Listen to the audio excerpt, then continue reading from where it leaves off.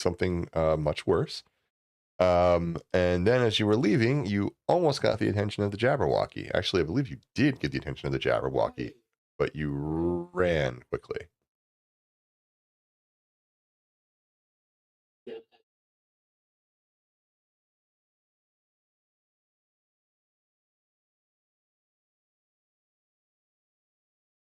This, Bye. Bye. Be strong, little guy. What is that? I mean, to be fair, it didn't die. Like, it was faster than the Jabberwock, and so I just, like, sent it on, like, a 10-minute fly in that direction. That is true. And just, dismissed it. All right, so if I remember correctly, I believe we ended last session at the Unicorn's Pool, so I will bring everyone there once I find that map. How many days left until the auction? The day is, I believe, day 4 after you guys did that. I think. Because we have to go get those kids Unless I'm out missing of a there. day, it's day 4. So we have 4 days left until the auction? Yes. Yeah. Cool. Little Forest Lake. They should be. All right.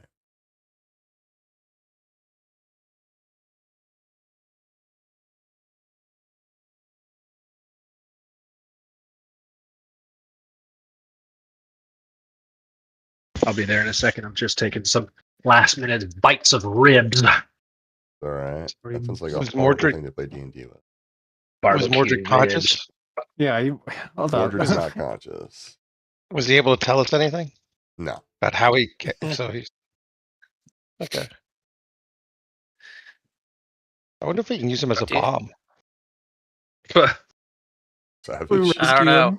But we got some gems. Oh, gems yeah. out of it. Yeah. I put them in loot streams. We got a 5-sided air gem, a 7-sided air gem, and a 6-sided dark gem. Everybody but me caught one. Yeah. Sure, yours fell Get to good. the ground somewhere. With Get with good, those scrub. big blue I will. hands. I'm Big strong. I'm hands. not dexterous. That happened. So what were the priorities we were thinking about doing? So we have the holocrone, we have the demonic Zerg up in the north. We have the kids who are going to be auctioned off. We have Null, who is searching for us to try and hunt us down, and he's in Gloomhaven, which is very close to where the kids are, which is not going to be helpful. The red hats who all need to die are searching for probably the holocrone. That's all I can think of. What's going on? Oh, yeah, that's about all I can think of.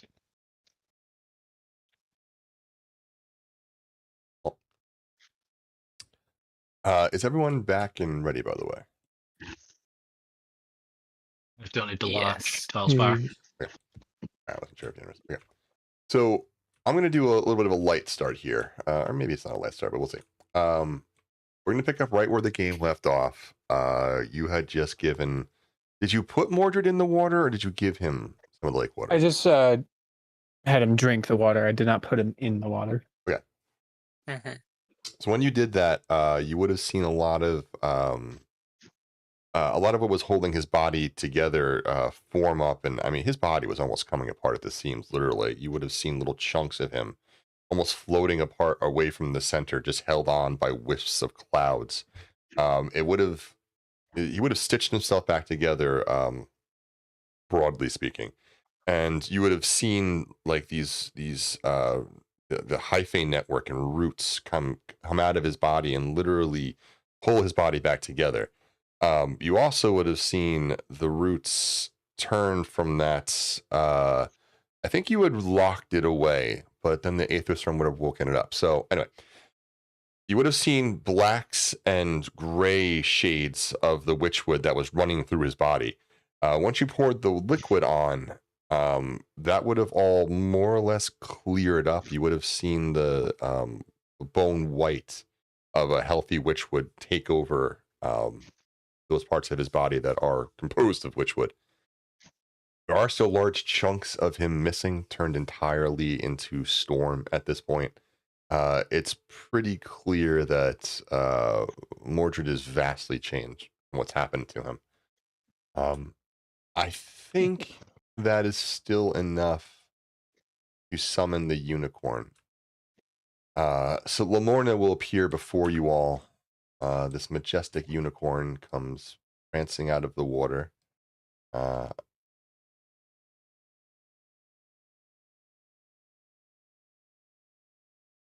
She'll walk up to the party, takes a moment, and she steps on dry land from the lake. He says, I can feel the power of the curse afflicting this one. Is more than that. What would she call it? The witchwood that inhabits his body was grown into a curse. My waters can stave it off, but a simple dose or a single treatment is not enough to undo what was done to this poor creature. And the perceptive amongst you would be able to look at Mordred and see the very tips of the witchwood that is in his body are still very dark black, hinting that he's not entirely cured. The trees of the realm have spoken to me of his deeds, and he has earned sanctuary, if ever a creature has. If you would allow me, I would keep him here. Let him rest within my waters and see if I cannot aid. We would be grateful for that. Yes. Anything that you can do to help him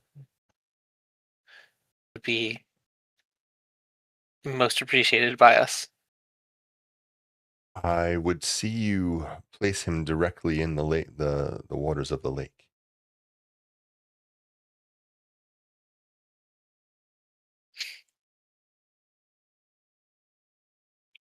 Then Adrian will just motion for the others to like put him on the carpet and just like pull the carpet or guide the carpet over so that we can guide him. Like use the carpet like a stretcher, basically. Yeah, back him up into the magical. water. Yep. You just roll him in. Yeah. I mean, we're gonna be a bit more dignified than that. 1, 2. Touching the lake, I'll say you gently slide him into the lake so that his head is still up. The effect on of the waters would be almost immediate. Would be immediate. You would see his body glow in different places. You would see color returning to him that isn't just storm cloud color.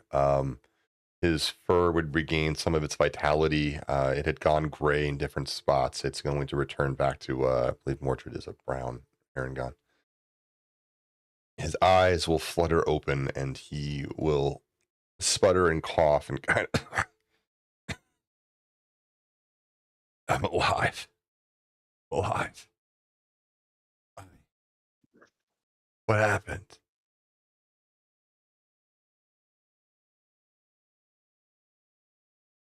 Anyone want to answer? Nope, sorry, we're all dead. Oh, okay. No, let's say you're at Lamorna's lake, the unicorn. Oh, my hair. We used our witchwoods to pull the excess energy that you'd collected off of you, and stabilize you and brought you here. Saved me again. Last thing I remember, I climbed into the top of that tent and I caught a lightning bolt. And kind of goes black after that. I can't really remember. Yeah, you were a couple 100 feet in the air. It's fine. I seem to be in your debt again. Your party has had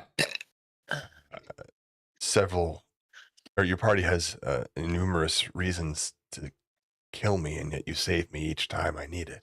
Thank you.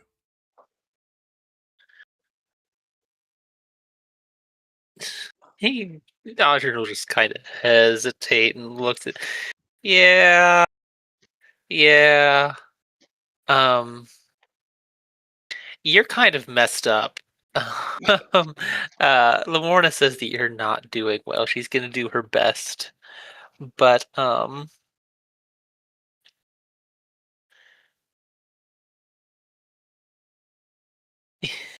and he just kind of looks away, looks back at him, looks at the cloud parts, looks back at him. You're gonna want to stay here for a while. I'm sure it'll be fine. Yeah, hang in there, kid. Lady Lenora, your waters. How long will they retain their potency if they are taken from the lake? Until you use them, they should last indefinitely. As long as I live, they should be potent. We do know someone who could use them. Grandfather Oak is probably in great need of this type of aid. Oh If yeah. you would share them with those deserving and good, that would be seen as a good thing, I guess. Grandfather Oak is both noble and cranky, worthy of water. Like a true Ent. He was wronged by something that was totally accidental and no one's fault, really. Let's see what this magic does.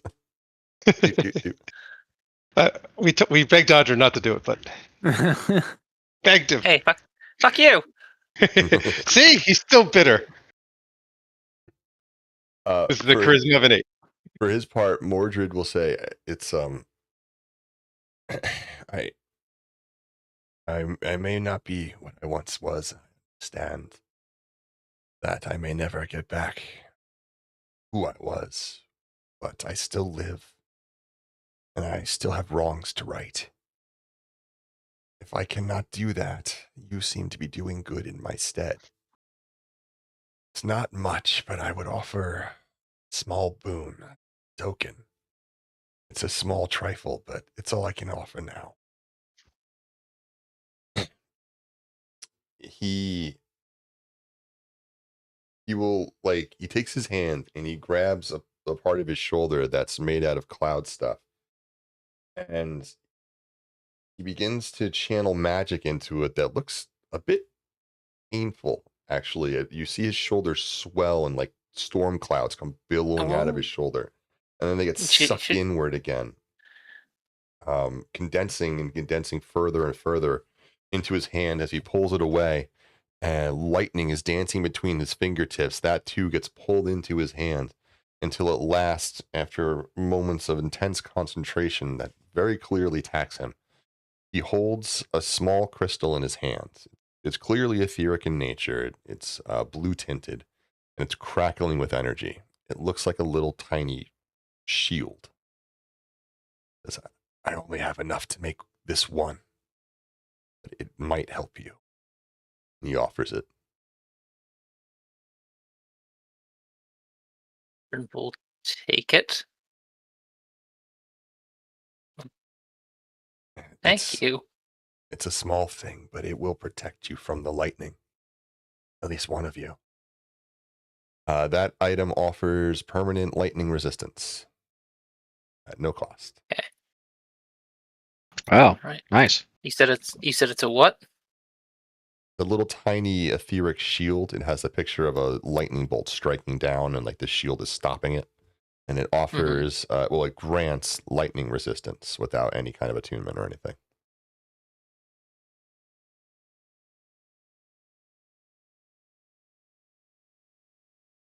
All right.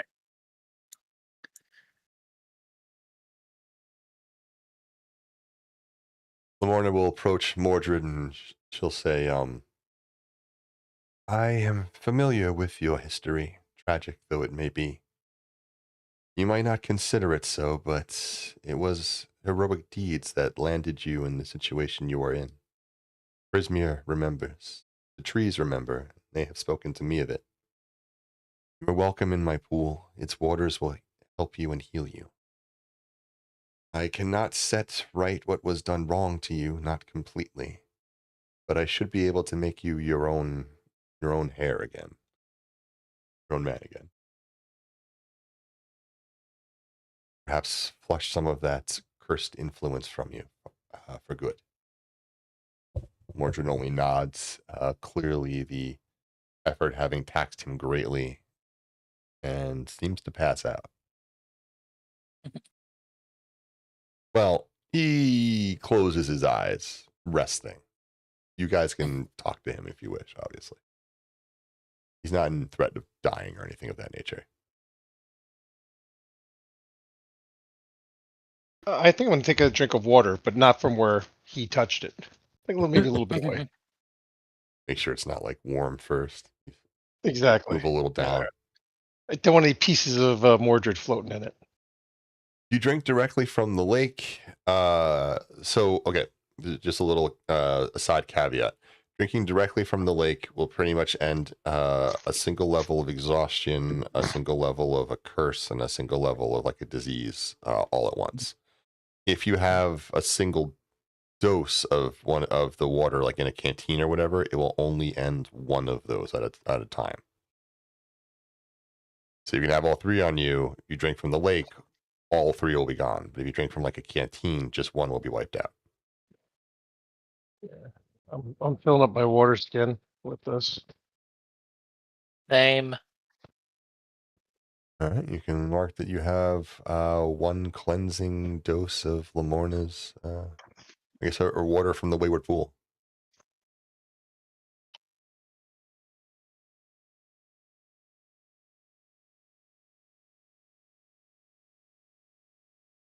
I actually have two water skins. I'm going to fill them both up. Not surprisingly.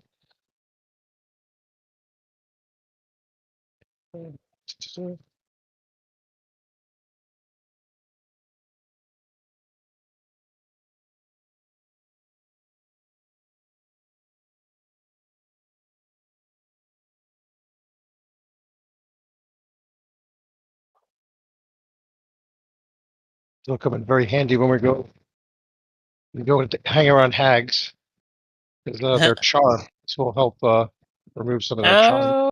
Oh yeah. It just might. Big brain on the wizard. All right. Wizard with a brick brain. That doesn't sound realistic. Sorry, my suspension of disbelief is broken. Yeah.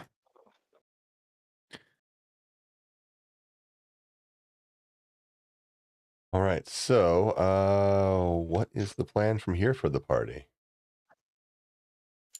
That I'm kind of you guys were here last week. What's your thinking? I feel like the longer that we leave the bugs, the more of a problem it becomes.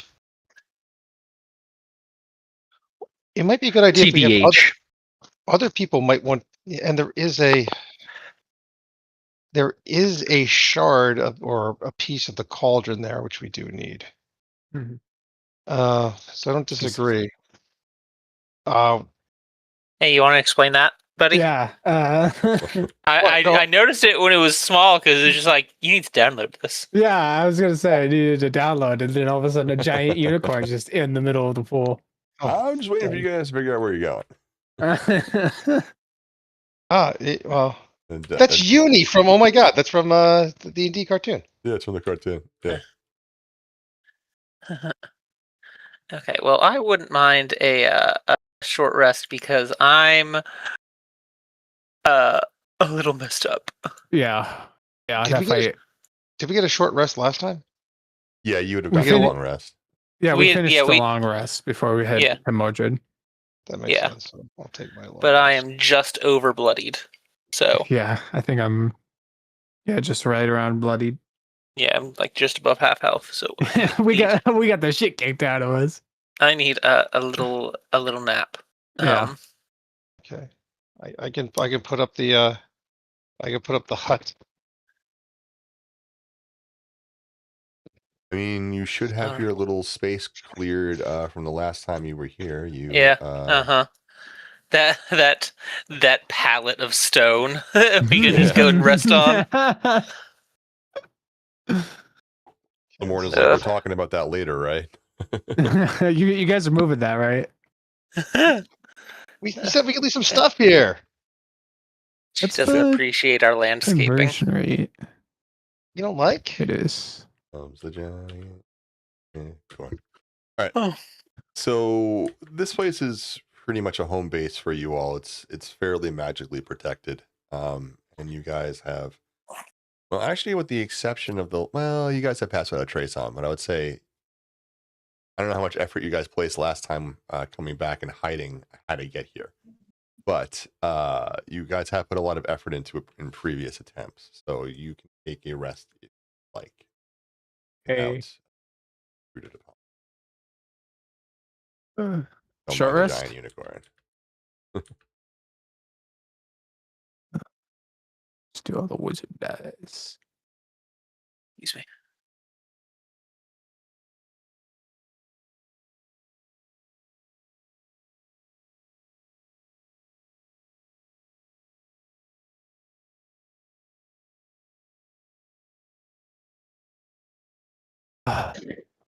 Not as much healing as I would like, but you know what? We'll take it. We'll take it. It did not roll mine. I say that as I got 30 health points back. I'm unhappy with the fact that I got 30 health points back. Oh, there they are. Oh, that was me manually doing it. Oh, wow. Okay. You should just be able to click on them. Yeah, no, like that's what I did. Went through the whole menu thing, and it just like didn't roll. You didn't click on did you click on take a short rest, or did you click on the actual dice roll? I clicked on short rest, and then I clicked take short rest. If you're doing like your health point die, you have to click the amount you want, and then you have to roll that. Did it not do that? It did it for me. Yeah, like I clicked, I ticked the number of boxes, and it was just like, okay, it's gonna roll this. It's gonna be 5d8 plus 20.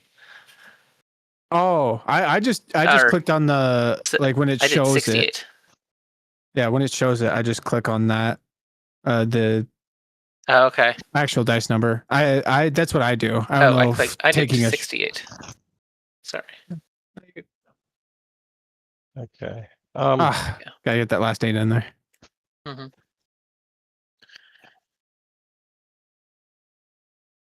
Wow. I spent exactly the amount I needed because it healed me exactly the amount of health I was missing. Perfect. As all things should be.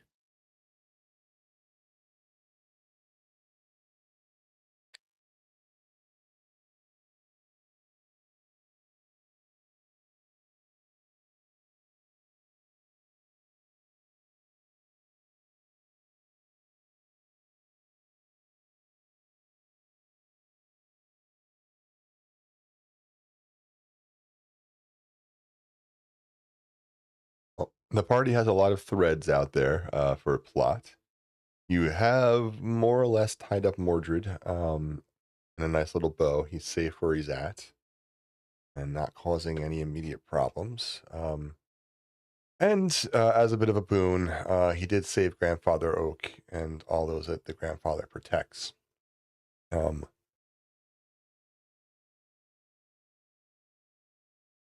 welcome to ask questions, but I'll assume that I'm going to say that Lamorna might have chatted with you all during your short rest. She would have discussed how important Grandfather Oak was or is to Prismere, how he is a key member of the root network that is all of the living trees of Prismere, and how pivotal they are in not just literally holding the realm together, but also in helping the realm communicate with itself and its different parts, assisting in things like fending off attacks or healing from an etheric storm. Lamorna would even discuss a little bit of the previous storm, the original storm before Prismere fell, and how with Zybilna at its helm, Prismere had treated the storm almost like a concert. She had conducted the magics into the realm and filtered them appropriately like a maestro. But without her at the realm, or at the helm. While the realm is still fairly self-sufficient, at least for now, there are key pivotal players in the realm who are vital to its possible survival.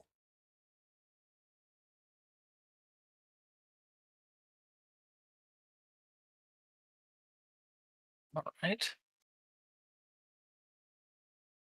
For instance, Grandfather Rook.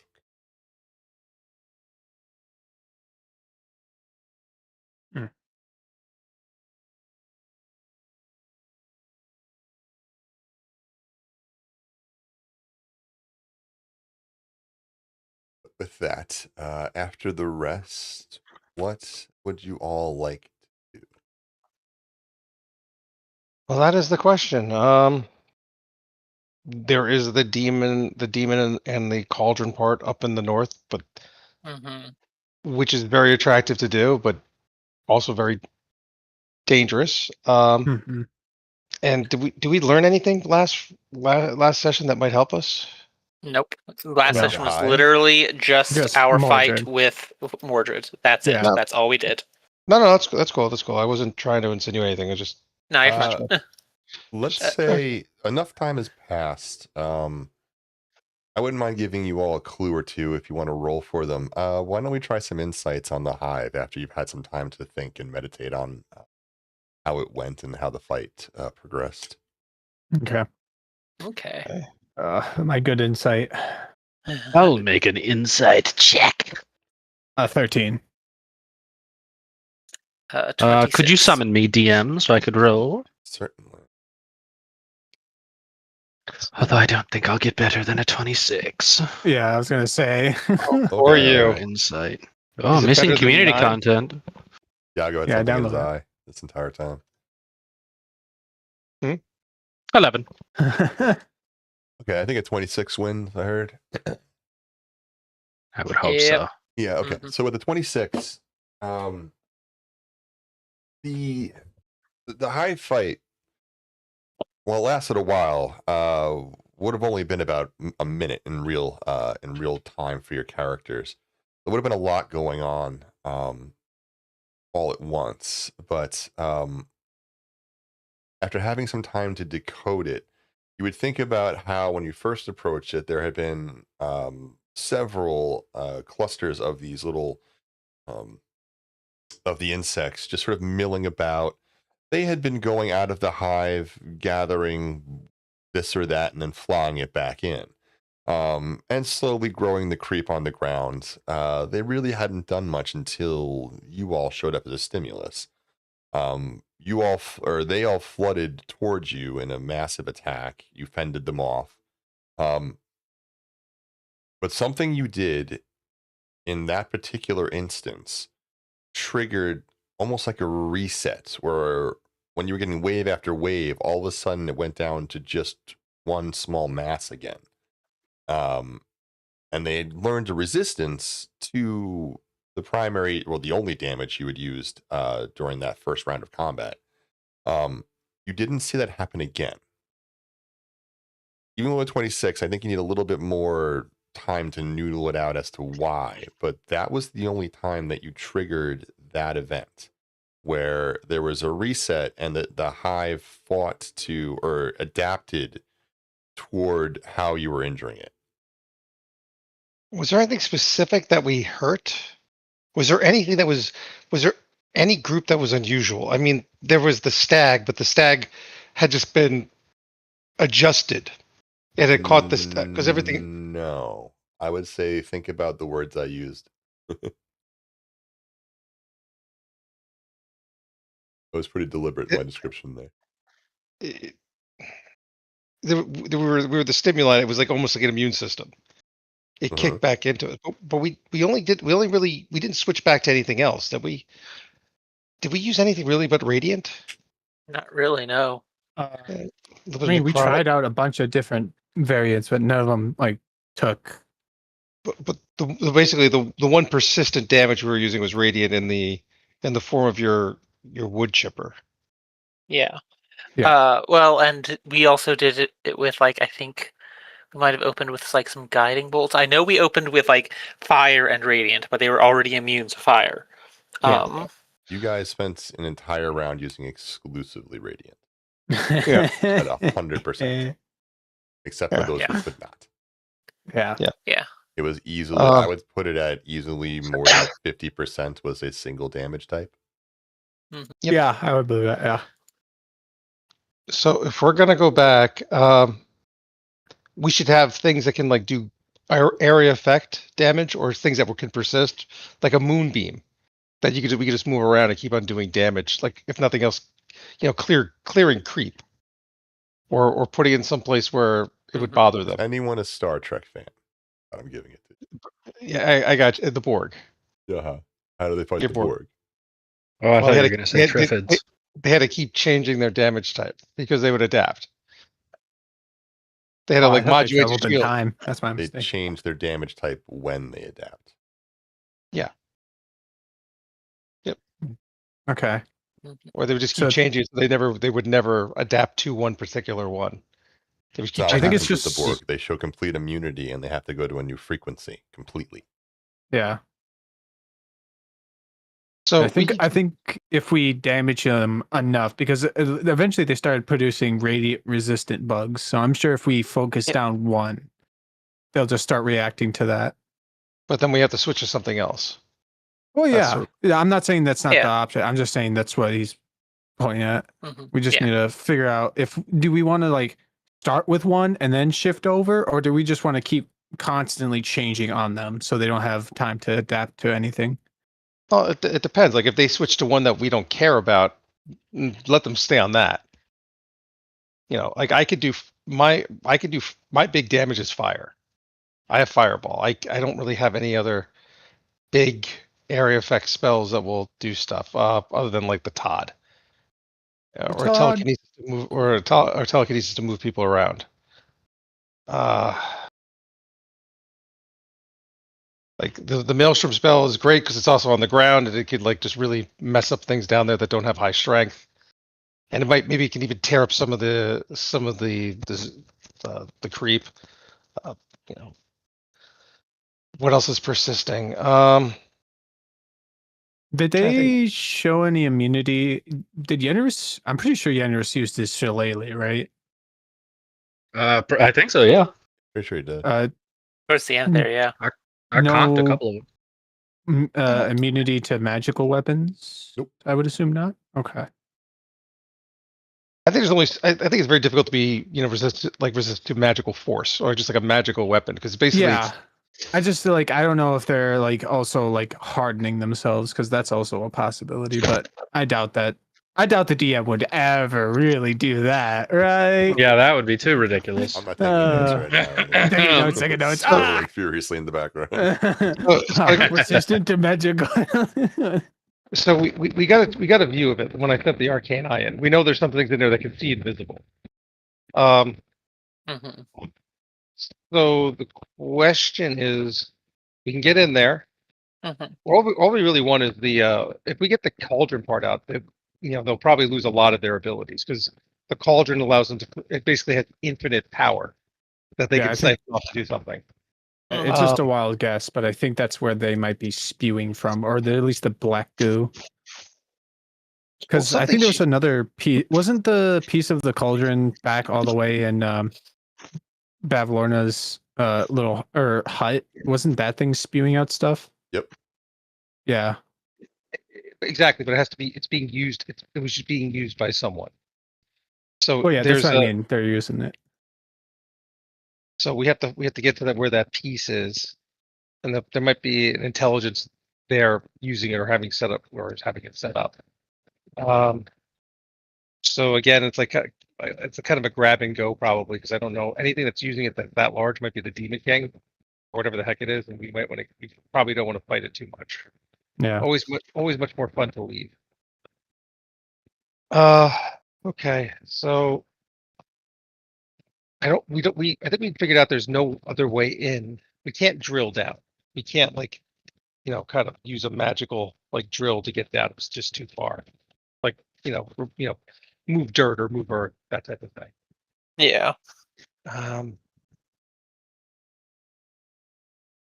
So I don't know. I mean, we could try the Yeah. frontal assault again, and then try to sneak in. I don't know. I Hey, Ken. I- Mm, I No, I think can't. I think all of us sneaking in, or I think sneaking in as far as we can, and then fighting is probably the best bet. Yeah. What if there's any way we create a diversion so it leads them away? I was considering that, but Oh, we could. the idea that I have would like take a day because I've already used my summon greater steed for the day. Mhm.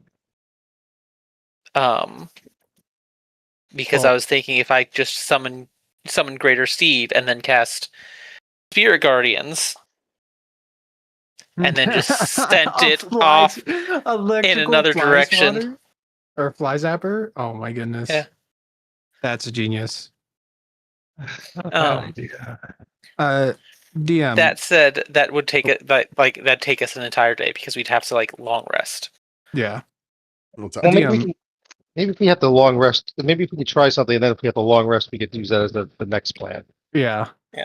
I got a question. Did Sir? the I may be remembering this wrong, but did the black goo, not the actual animals covered in it, the one that's covering the floor of the forest, does that thing have any resistances? Because I don't think it did when we hit it with fire and stuff, right? It didn't show any. No. So here's my idea. It sounds bad, but let's start a forest fire. I'm just kidding. No. But we can start a fire on it, and it will most likely attract anything fire resistant at the very least and pull off some of the creatures because it's being under attack. It just doesn't know by what. We also have to assume that when we go in there, we're going to probably see initially a lot of radiant resistant creatures, Probably. because that was the last thing we left it with. But I think just setting out a fire or catching it on fire somehow might give it enough time to flood out, try to tamp it down. It gives us time, it'll get us pretty deep, but then we'll have to deal with them when we get back. I mean, was there anything in the area that we think we could use to like harm it? Like, were there large? Jim, the area around it where the creep had been, did it kill the trees that were probably there, or were there any trees there yeah. previous? It blankets everything. It kills down to the bedrock almost. So basically, if there was a tree there, the tree just dies. Correct. It gets consumed. Yeah. Bio, Okay, so there's fuel for the biomass, basically. So there's nothing really there to burn. There's no fuel. We'd have to put fuel on it. We do have a little bit of like some some things. Yeah, we still have the fucking the flammable Mine stuff ears. that we. Mine virgin ears. Yeah, but the problem there is that let's say we have like 5 gallons of it, which is not a bad amount. Yeah. How much ground are you going to set up? I'm not looking to like create a big one. I'm just looking to get them to initially react. Because if we even clear the people outside the cave, that gives us much more space to work with to hopefully sneak in. Because I'm just trying to think of like distracting enough of them. Because if we try to sneak in, there's of course going to be sentries out front. There's going to be sentries at the front. There's going to be sentries throughout. Like if we can distract or pull some of them off, at least it gives us a better chance. Mm-hmm. We didn't think we could go in through the water entrance. So the water was corrupt. It was corrupt, but it depends on what the water is corrupt with. Because if it's just corrupt with, I say just, if it's corrupt, if the corruption is the whatever this shit is, I can't remember what the phrase we've been using for it. Creep or creep. Creep, yes. If it's the creep, we know the creep can be cleared. So like I just pop a spirit guardians and like we got a water filter. Not a bad idea. That's a good idea. I like that idea. Huh. One way or another, we'd know if it worked very quickly. Yeah. I mean, on the bright side, we would know without having to go in. Like we just go in on the carpet, drop down 5 feet above, just spirit guardians look down. Is the water below that's 5 feet below us clear? Yes, no? All right, let's go. We should also make sure all of us fill up all of our water skins with Mhm. the water from the unicorn lake. Yep. Yep. Because that will probably have some impact on it, I would think. Yeah, so I vote going through the water. I like that water filter plan now, the more that I talk about it. Okay. Well, before we leave, I'll do a ritual casting of water breathing. All right. Is there any other thing that let me check my? I don't remember. Is there a second ritual I do on people? Spells, rituals. There was one I thing don't though, by think the so. way. This is kind of unrelated theoretically, but you've mentioned that you kind of well, you've definitely upset whatchamacallit, the nameless, right? But Yeah. they don't own the town, and all that they have seen were what was Godwin transformed in Yenris. Yeah. Well, actually, sorry, Diago, you got seen by the eye last time too. Diago's been Okay. seen, but even still, they don't own the town. It's Yeah, but distinctly not they're theirs. just- That's all. They're just very useful to them. They were probably the ones that screwed with the ritual that was protecting the Hollow One's hut. I Because would have let you roll an insight there. You're making some assumptions there. All right, can I run an Arcana? Basically, say like who would possibly have the skill to do that? No, You I can think roll he's an asking Arcana. for. Oh, okay. Yeah, That would give you it's an like- insight that I'm just talking though, or Okay. what I was hinting at, I should say. So it's incredibly technical. A 19. 19. It is possible that the nameless would know how to do that. It is very questionable that they would have been able to get away with it without Scabatha noticing.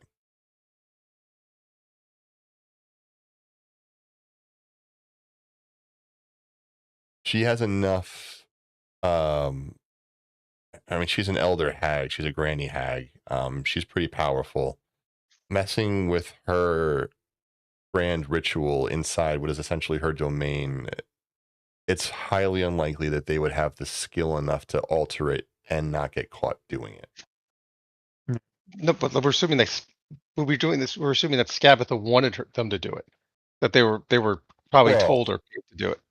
Yes, if they were the ones who did it, Scabatha would have allowed it. Yeah. Or Is would what I'm have saying with that roll.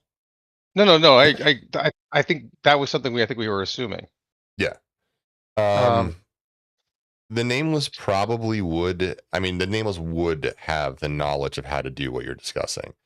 Would the two that are there be powerful enough and knowledgeable enough personally to do so? Questionable. You haven't seen enough of them and what they can do.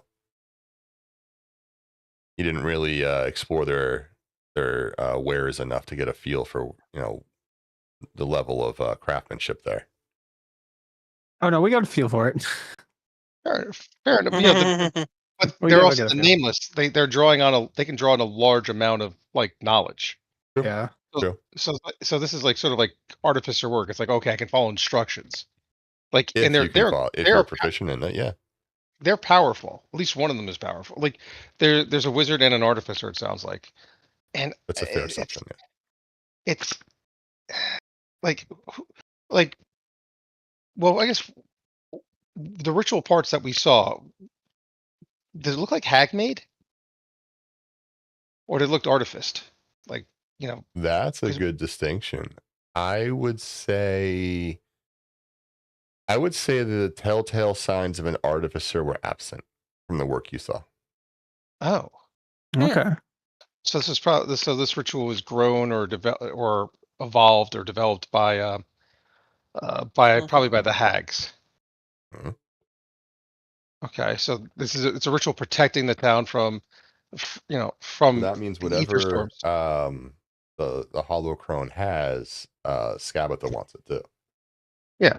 Well, I think that was the whole point. They were hoping that they would use the storm to like kill her or flush her out, and Force her to take go in shelter there. with one of the stronger factions was the Yeah, idea. and Yeah. and then go in and get whatever the hell they wanted. But she went underground or something. She went into the sands or wherever the She original used the goblin tunnels to escape. You guys the Goblin discovered that. Tunnels. Yeah. And she probably took all the important stuff with her because we didn't find any really cool stuff in the wreckage. It does appear that way, yes. And now they're So looking for her. So she got a warning. Someone left her. We have part of the paper.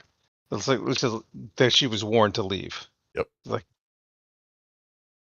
so someone had the ritual pruned to do her harm, and then someone, could be the same person but unlikely, you never know, said you got to get out of here. So she didn't necessarily know herself that it had been done. She was told by someone. So she owes someone a favor, or someone was paying back a favor. That And jibes who with would hags, yeah. So who would owe her a favor, or who would she be paying back a favor? We don't know. Is there any lore about who the Hollow One may have helped or done something for? Who?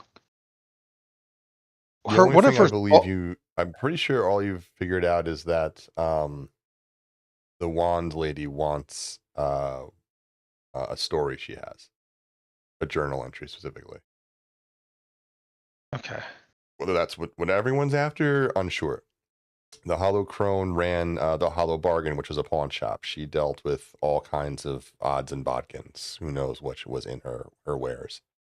And someone might have sold something to her that another person wanted. But the red caps were searching for her. So do the red caps work for everyone, or is there one person that the red caps The really red caps report? are grown by Scabatha.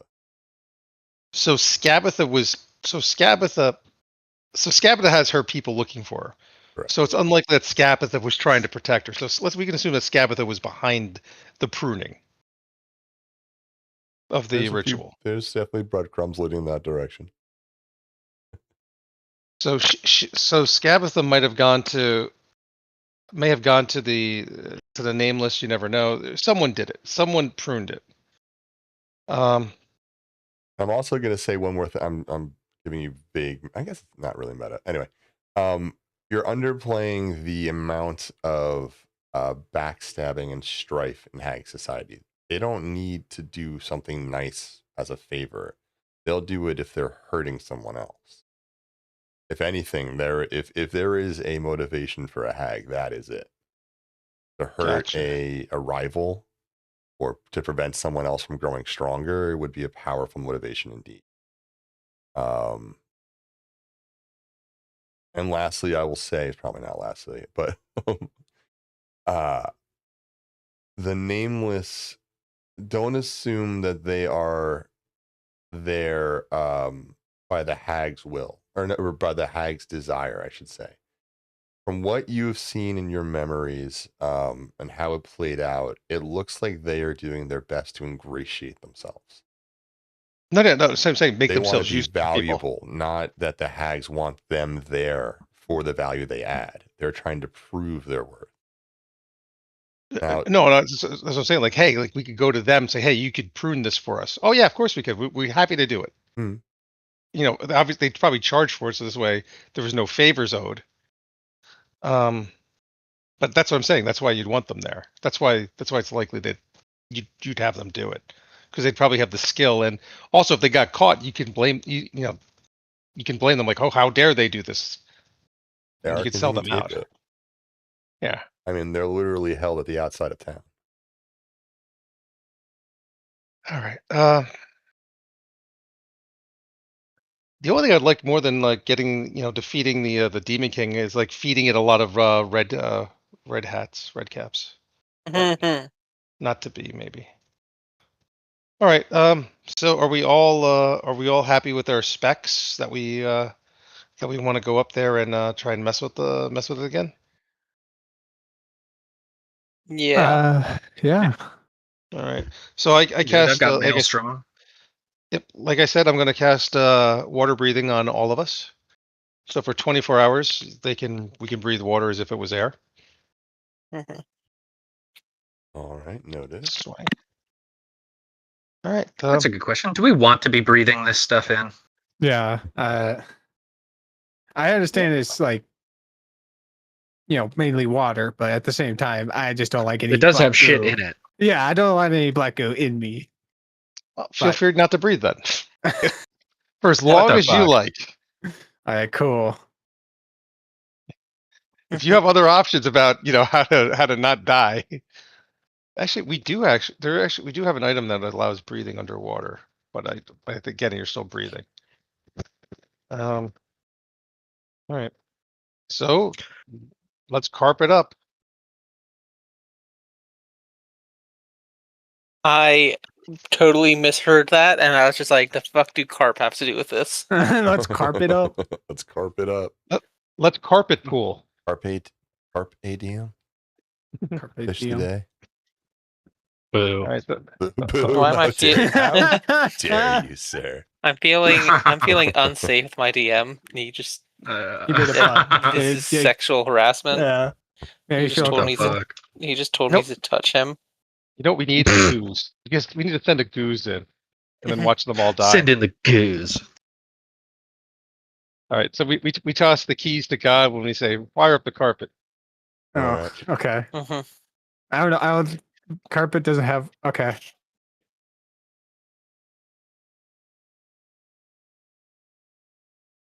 All right. We all hop on the carpet. Keep an eye out for any Any Jabberwockies. Yeah, any Nice flying Jabberwockies.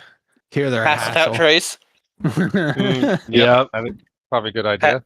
It passed that Trace from our good friend Yenris. Thank Yep, you, Yanners. that shit is always up. Let's make the assumption that whenever we're going somewhere, Pass Without a Trace is up.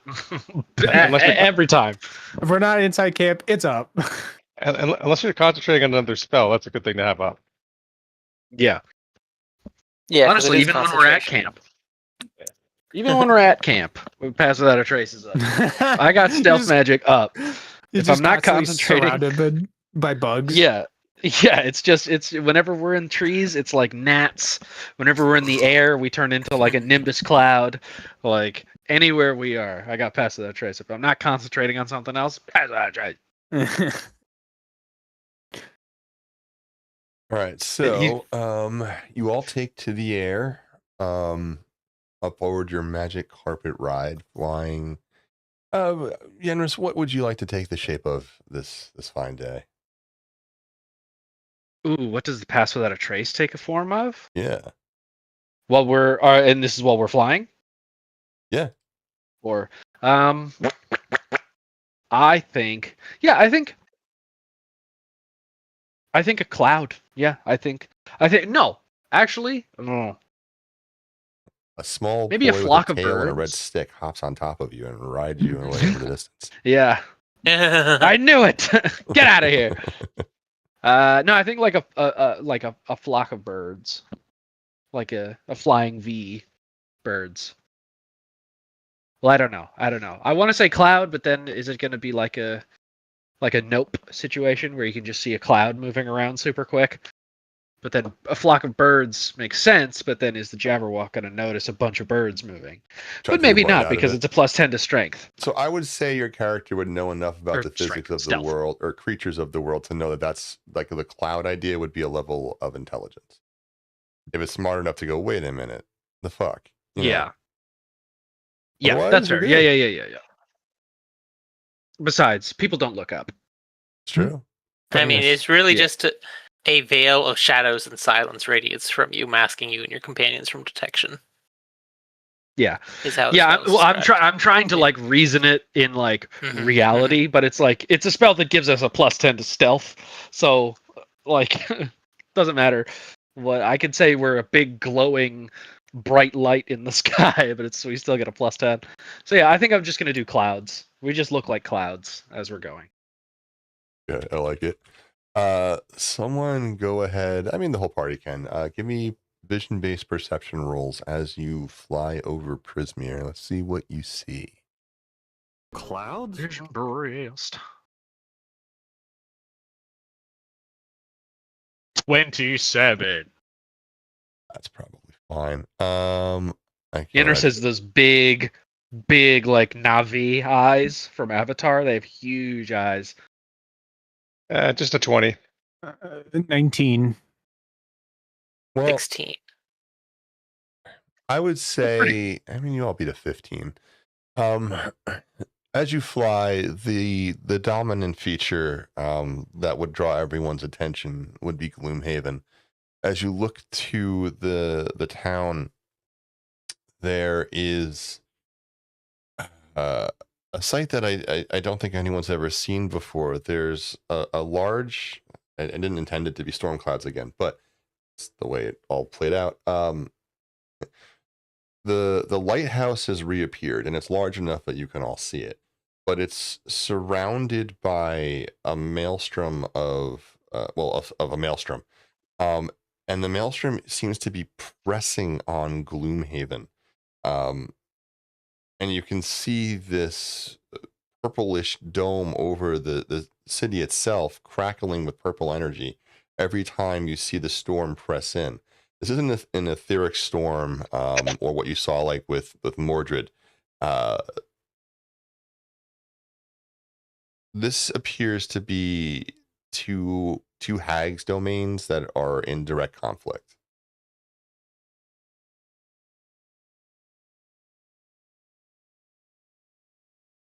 But with that, you continue on your way over Prismere, headed in the opposite direction toward the Hive Dungeon. We'll pull up the appropriate map for By the way, what is the lighthouse again? the lighthouse. Is the auctioneer's residence, Granny Gale. She is a internationally or interdimensionally known neutral hag, Gotcha. and she has a very very well. It's meta. Don't worry about it. Ignore me. I wasn't saying anything.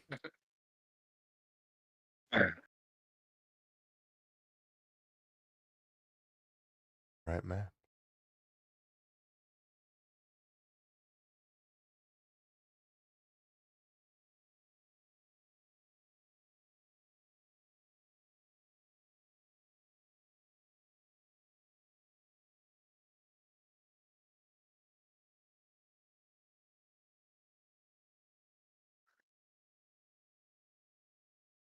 I can bring you all in. I'm just up with that.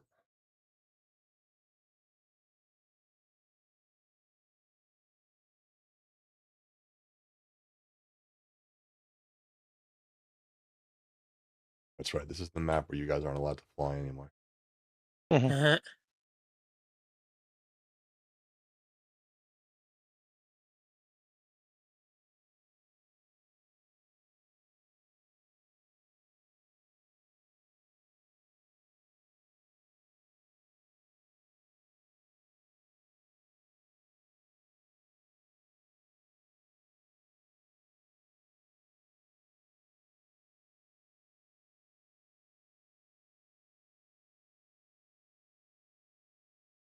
Sure.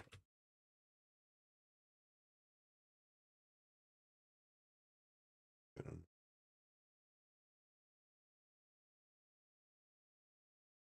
Down that I cleaned up yet, but then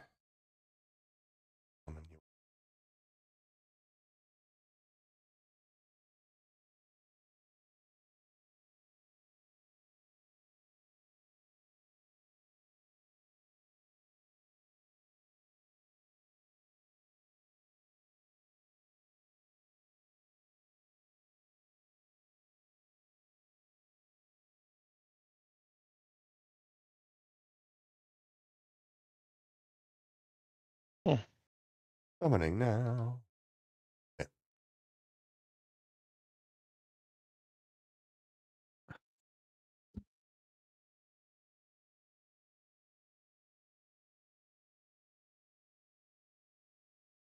Yeah.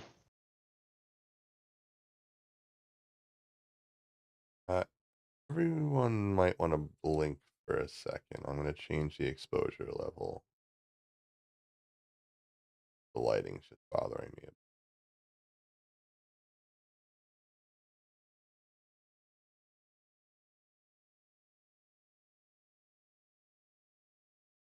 Ah, my eyes!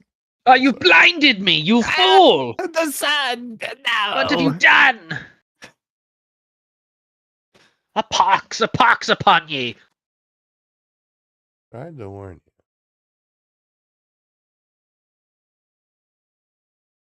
I think it's a lot more with that, but whatever. I was getting tired of squinting at the all of you. All right.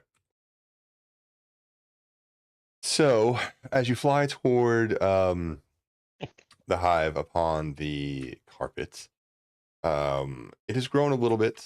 I didn't expand it more, but it has gained, let's say, one full ring around. And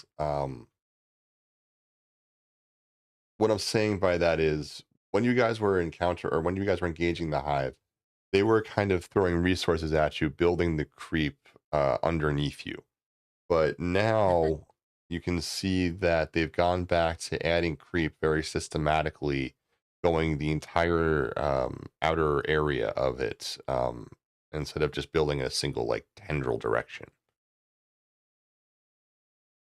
Had they made much progress? What's that? No, I mean, yes and no. They've only gone like 2 squares out from where you all engaged them. But if you consider the entire circumference of that, it is significant. Okay. Oh, so they just filled in what they've already extended out to. And they added 1 square or 2 all the way around. Instead of building out directly like towards something. So they've been busy. All right. Yes. Also, when we saw them doing it, they had to sacrifice a creature to do it. Correct. So it wasn't costless. It wasn't someone was like just vomiting it out and going back and getting another more vomit or whatever. Correct. They actually they suicided. And we were also going to go in through the water entrance, I believe. Yeah, you could fly over it. Well, that's true. You guys were going towards the water entrance, weren't you? My bad. Ignore I said that. All right. No, it's good to know. Like, we might have wanted we wanted to take a quick look, and as we're flying by, okay, innocuously. Hello, we're not bothering anyone. We're just flying by. Not high enough to be Jabberwocky, suspicious, but just of course, happily. Of course. Okay, so you fly back toward the river delta that has a small cave hidden under some stones under the water that leads to a tunnel system that eventually will lead you into the underwater grotto that is underneath this whole cavern system that leads to the king's chamber. I don't really have a big water board for you guys, so I guess we're gonna go theater of the mind. Okay. I guess I could fill it with water and we could battle it out. Now let's theater of the mind it. Okay. Let's do it. So we were going to. Does the carpet work in water? Can it fly through water? Okay, it doesn't fly through water. It needs to fly. So that's a swim speed. Okay, fair enough. Can't blame you for asking. So we'll probably land on the shore. Is the shore creep free? Yes. Okay, so we're going to want to land and roll up the carpet and put it away. And then, so we could see that there's like a film of the creep across the water. Is that Actually, there doesn't really appear to be much. There's no evidence of the dungeon here, or the demonic influence at all. Wasn't there before? What's that? Was there before? Did we check this out before? Not this far out, no. So when you originally had left, you had found some fallen stone debris. You cleared that away, and then you swam down into it. There had been large deposits of water aether crystals there, surrounded by water elementals. You basically mostly ran from them, if I remember correctly. And then a series of underwater tunnels led you here. No, this we little water delta. So we killed all the water elementals. We killed them because you're talking about like on our way out, right? Oh, you did fight them? I thought you ran from them, but that's fine. Yeah. No, we fought them and they almost killed us. Like you joked about how you were worried about TDK. Oh, I remember all the whelming. Yeah. Yes, I got to whelm you a bunch. I recall that. Yeah. But we killed them all. But no, when we came back here initially to scout out, you were just like, oh yeah, no, the water's filled with something black. Let me check and my toxic notes. looking. I mean, if not, that's fine. I'm totally cool with the water looking crystal clear. Yeah, I'm gonna go with it looks crystal clear right now. Cool. Because that was why initially we did the frontal assault, was because something looked wrong with the water, and we're just like, we're not going in that. And you're just like, yeah, that's probably a good idea. Maybe it's in my notes somewhere. I don't have it with me. I don't know. I'm not going to contest it. I was just like, let's go. Right, so that's where they were getting the creep from. They've been pulling it from the water to spray it on the land. We figured out their source. It's renewable. All right. Okay. So I'll go in. This will be fine. I'm not worried. How are you lighting your way? As soon as you go into the tunnels, it's pitch black. Well, I think we have dancing lights that we can put up. Right. So I do not have any way. God, when I think you have dancing lights, don't you? Hmm? You have dancing lights as a cantrip, don't you? I do. Oh, thank goodness. Light us up, please. Once we hit the water, the Pass Without a Trace is going to morph and turn us into a big fish. I like that. One of those like angler fish. Yeah, sure. Oh, I like that. What do you mean? I was just thinking, like, I was literally thinking, like, the shape of one of those goldfish crackers, but having like a name for like an actual fish, I was like, yeah, sure, let's go with that. I didn't think of a specific fish. You know what? That's fair. That's fair. It's a big blue like, fish. yeah, whatever you want, whatever. Fine. I guess no one gets a fish. Sure, it's fucking Godwin's spell, I guess. Yeah, big like angler fish. Oh, and mix it with your dancing lights to have the strobe on its very face. nice. I like that.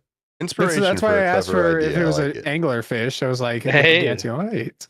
Yes, I like it. Okay, so a large anglerfish is swimming its way upstream. As I they was do. sitting here questioning whether you really could swim against the current, but honestly, it's fine. This massive anglerfish is swimming its way up the stream, and let me get a perception roll, vision based, please. Okay. And those dancing lights cast light. It's pretty decent, isn't it? Yeah, dancing lights. I can have them as 3 individual lights or as one big light. That was 4. Each sheds a 10-foot radius, but if they combine together, it must be 20.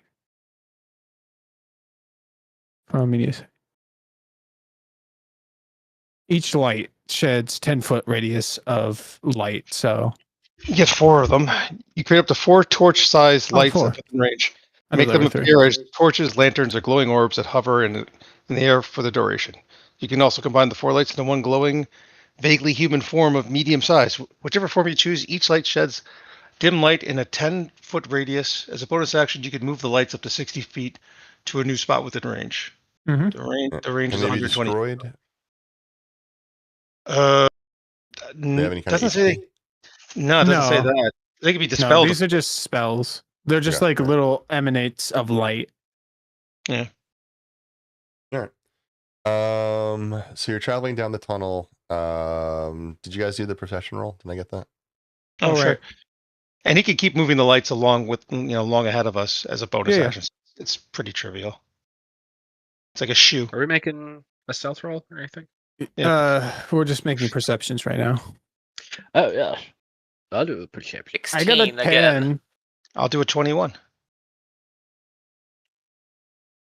28. Which is nothing compared to Mister. Hey, I see all. Yeah. All right, Eagle Eye. He's got big eyes and big ears. Well, So I've Eagle Eye, heard. it seems I might have found my notes about the disgusting part in the water. Up ahead, it's Disgusting again. it's no. There's some like it almost looks like a clogged artery. There's a bunch of just black goo forming around, and it's like pocketed against the walls of the tunnel that you're in. It's so distinctly oily that it stands out in the flickering lights. It's got like a sheen to it.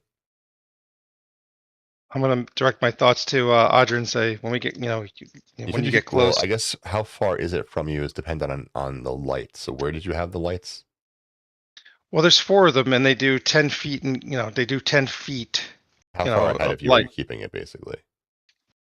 What do you say, 30 feet, 40 feet? Because we have a chain of them.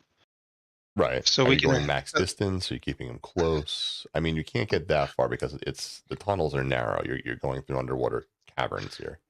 So how wide are they, give or take, that we're going through? They widen and narrow.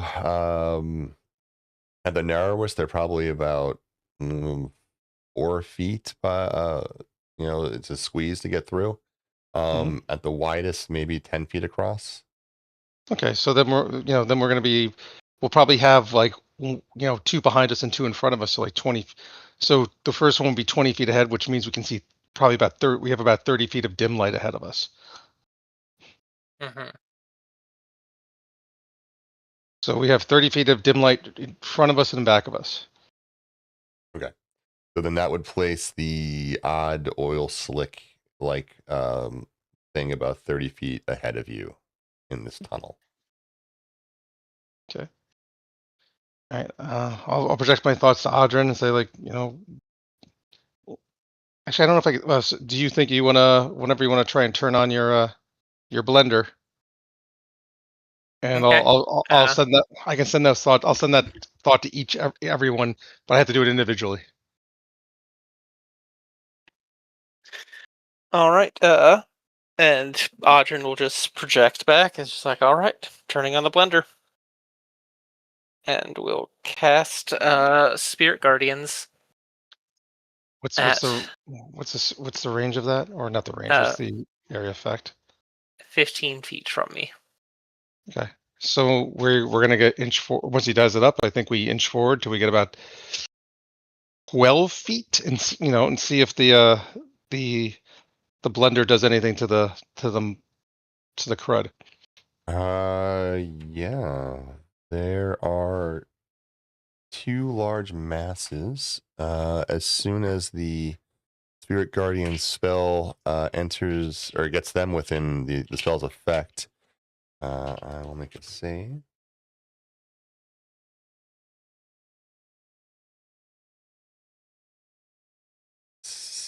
That's a fail. You see the first blob begin to move and undulate wildly, taking on all these amorphous shapes. It even begins to spit out little globulets of black goo in random directions. I'm going to roll at disadvantage. I can hear. Specifically the caster. Yeah. Hmm? Nah, it's a miss. Plus.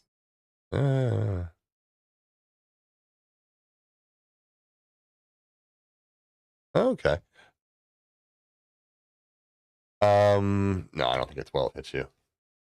Nope. Okay. So it spits out 2 globules from its body. I want to do some drawing. Okay, well, it also takes 19 points of radiant damage. Nasty. Okay. Nasty. Sorry. It reminded me of the show Family Guy. All right. So you're all traveling down a tunnel. You have this blob here. You have Audrin with his fairy ring. The blob shoots out 2 globules that miss Audrin, but they become little. They don't like just disappear. They stick where they're at. The other globule is about 5 feet further down the tunnel. To get it, you would have to get. So I just want to make sure that you guys have like agency here because you're flying down, this kind of tube that you're in. You only have 15 feet of range. So if you hit the one and the next one's 5 feet away, you're going to have to get pretty close to the one. We'll have to get 5 feet closer. Yeah. It's fine. Okay. Let's do that. Well, what happens to the globules that like missed and you said stuck somewhere? Do the Spirit Guardians do anything to those? Do nothing at the moment. Okay. Yeah. I'm gonna send a thought over to who's my Audrey's got that up. Big Blue. Do you want to do some moonbeam down here? Before we do any more, because we're already at the point where you guys have like caused damage, so we're about to roll combat here. I just want to know if you are going close enough to get the second one. Well, was the first one affected by the Spirit Guardians? Oh yeah. Okay. Well, if we can move slowly, then just let the Ginsu spirits just start chewing stuff. We don't have to move very quickly. I don't have a yes or a no here. Are you guys getting close enough to get the other one? That's all. Yes, we are. Okay. Yes. Okay. So as we're seeing, the first one as the first one disintegrates with the the little. I'm assuming these are like little what form is it taking? Fail. It's just like an amorphous blob at the moment. Okay. There's no way you can get past get to the second one without getting close enough to the first one that a pseudopod will come out of the creature and try to hit you as a held action. Okay. Well, okay. But it's been taking damage this whole time, right? It took damage. Yeah. It enters the. Does a 16 hit you? It only. Unless anyone says they're in front of Audrin, it has to be Audrin. 16 does not hit me. All right. I will get in front of Audrin. My hero. Roll, sure. Okay. With that, let's roll initiative, shall we? Sure. Wait till I get in front of Audrin. Just start initiative. You know what? I mean, you guys initiated. Let's just no. Let's just roll initiative. Okay.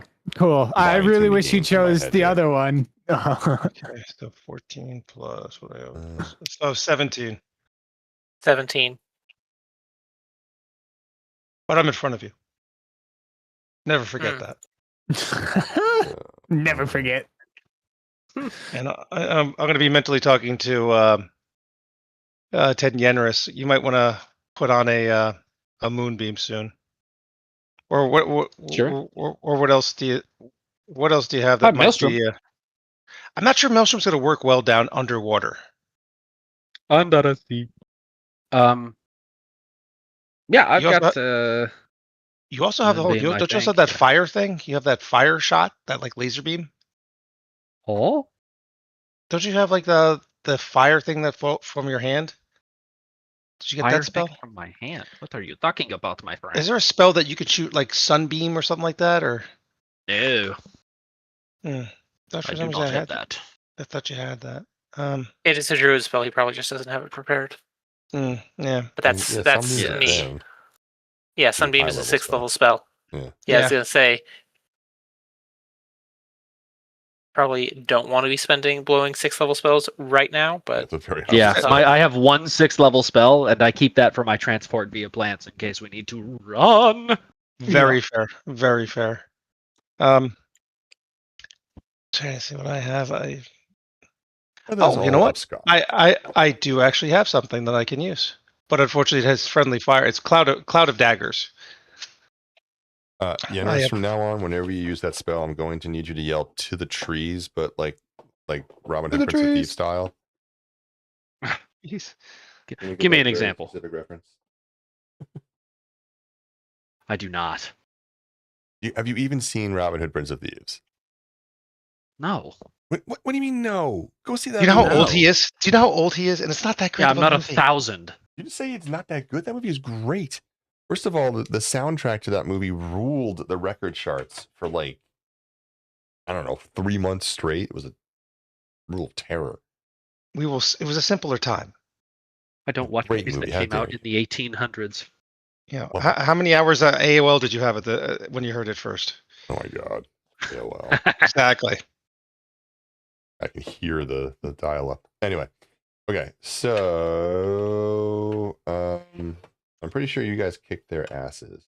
So we're just gonna do popcorn with this one. Yeah, you guys definitely beat their initiative. Who wants to go first in your team? I'll go. Yeah, I figured Ogren for the blender. Well, it hits on their turn. Oh, right. Yeah. Hmm. But I'll just start off strong with a Toll the Dead on the one that's been damaged.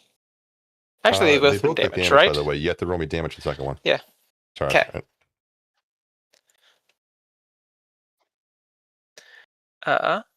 So that's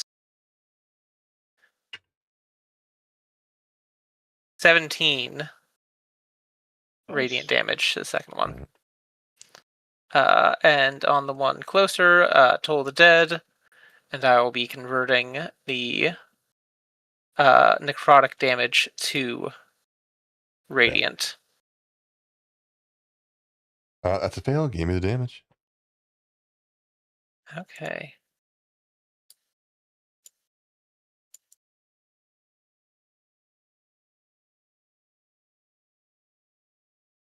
That is going to be 25 points. Oh wait, no, I need additional D8. Ha ha ha. Additional D8?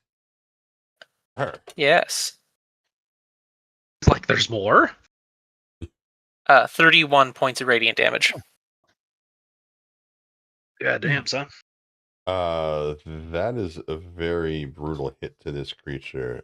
Between the Spirit Guardians and your current damage, a massive amount of its body has been blown away. You doubt it'll survive another round of Spirit Guardians. Teehee. That's his way of his That's it. mourn. That's how he mourns.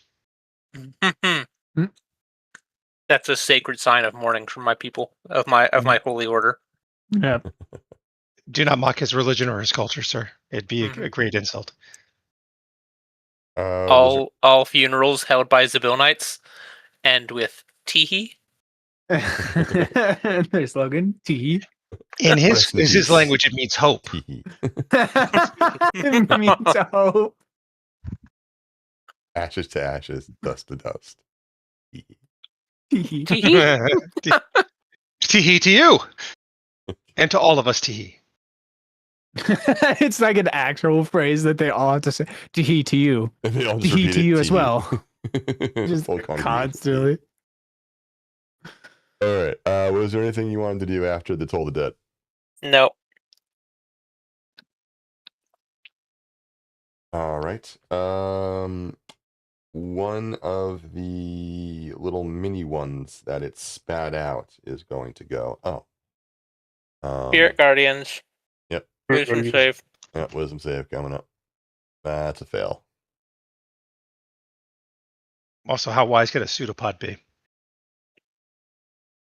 You'd be surprised. You would be surprised. I got a 5 in AP pseudopod.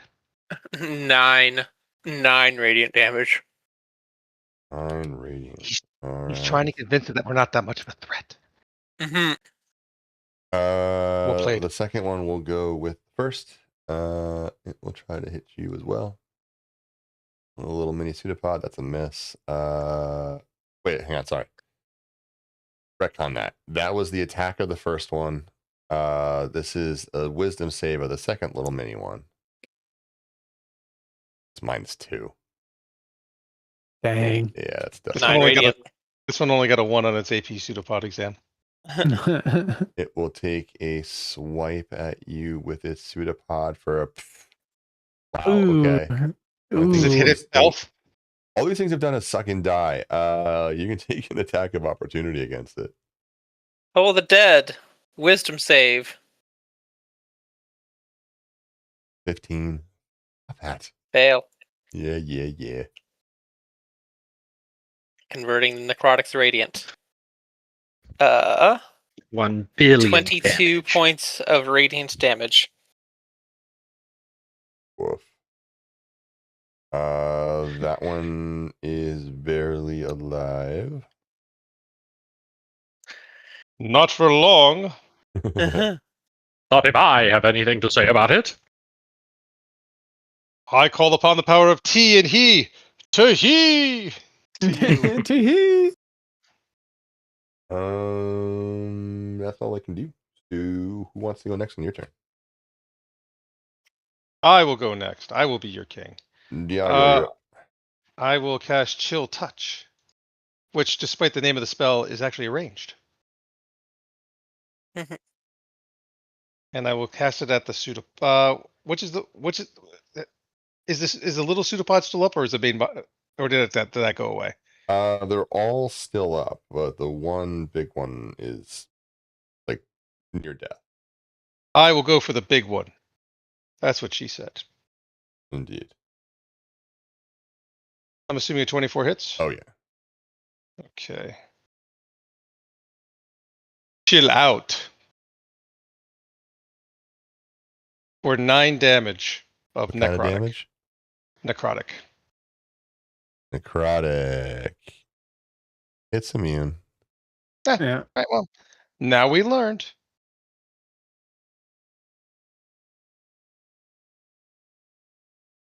All right. Your damage washes over the creature, but you see no effect. I will. How close is the nearest pseudopod to us? The little ones got shot right at Audrin, so they're within like 5 feet of him. The other one, okay, so wait. 2 mini ones are within 5 feet of Audrin. Another big one is within 5 feet of him, and then the third one is like 15 feet away. Just the maximum distance of your. I will try and push the big one that's 5 feet from him. I will push away from him with my telekinetic shove. Yep.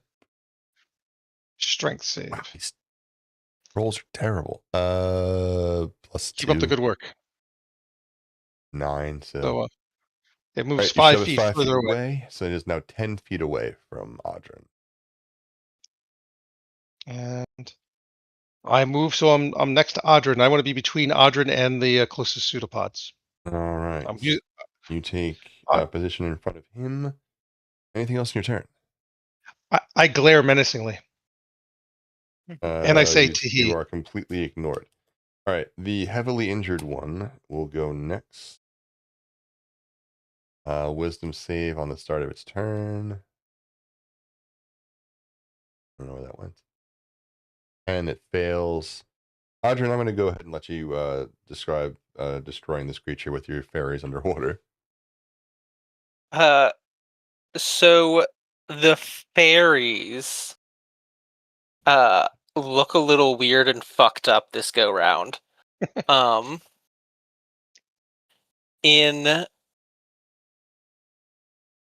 Instead of like wings, they've just got like fins on their backs that just like propel them forward.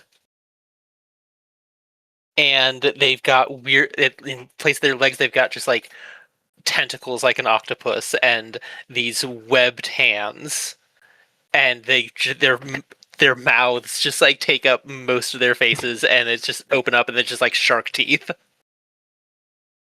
And they just like charge forward and just swarm whatever comes in range and just tear into them. And then just disintegrate as they deal their damage. I like it. As Audrin just continues to spew more of them in a constant fount of just like weird little water fairies. All right, messed up, but I like it. Well, that's all it can do as you completely destroy it. It's 10 o'clock. And we can wrap this up.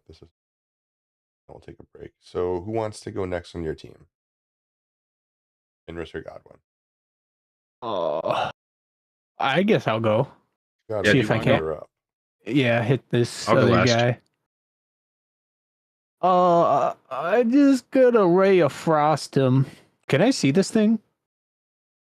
Yeah, you can see them. They're highlighted by the dancing lights, Okay, as well cool. as Osrin's whatchamacallit circle. Gotcha. Very Okay. low. Oh, that's need to hit. Pew. By the way, I almost rolled a 1. That's a 23 to hit. Yeah, it hits. I'm convinced that my menacing glare is what killed the other pseudopod. You think so? Hey, you know what? I'm not gonna dispel that. Yeah, I wouldn't disqualify that as a possibility. Prove me wrong. Prove me wrong. That's 15, and I'm gonna switch it to radiant damage.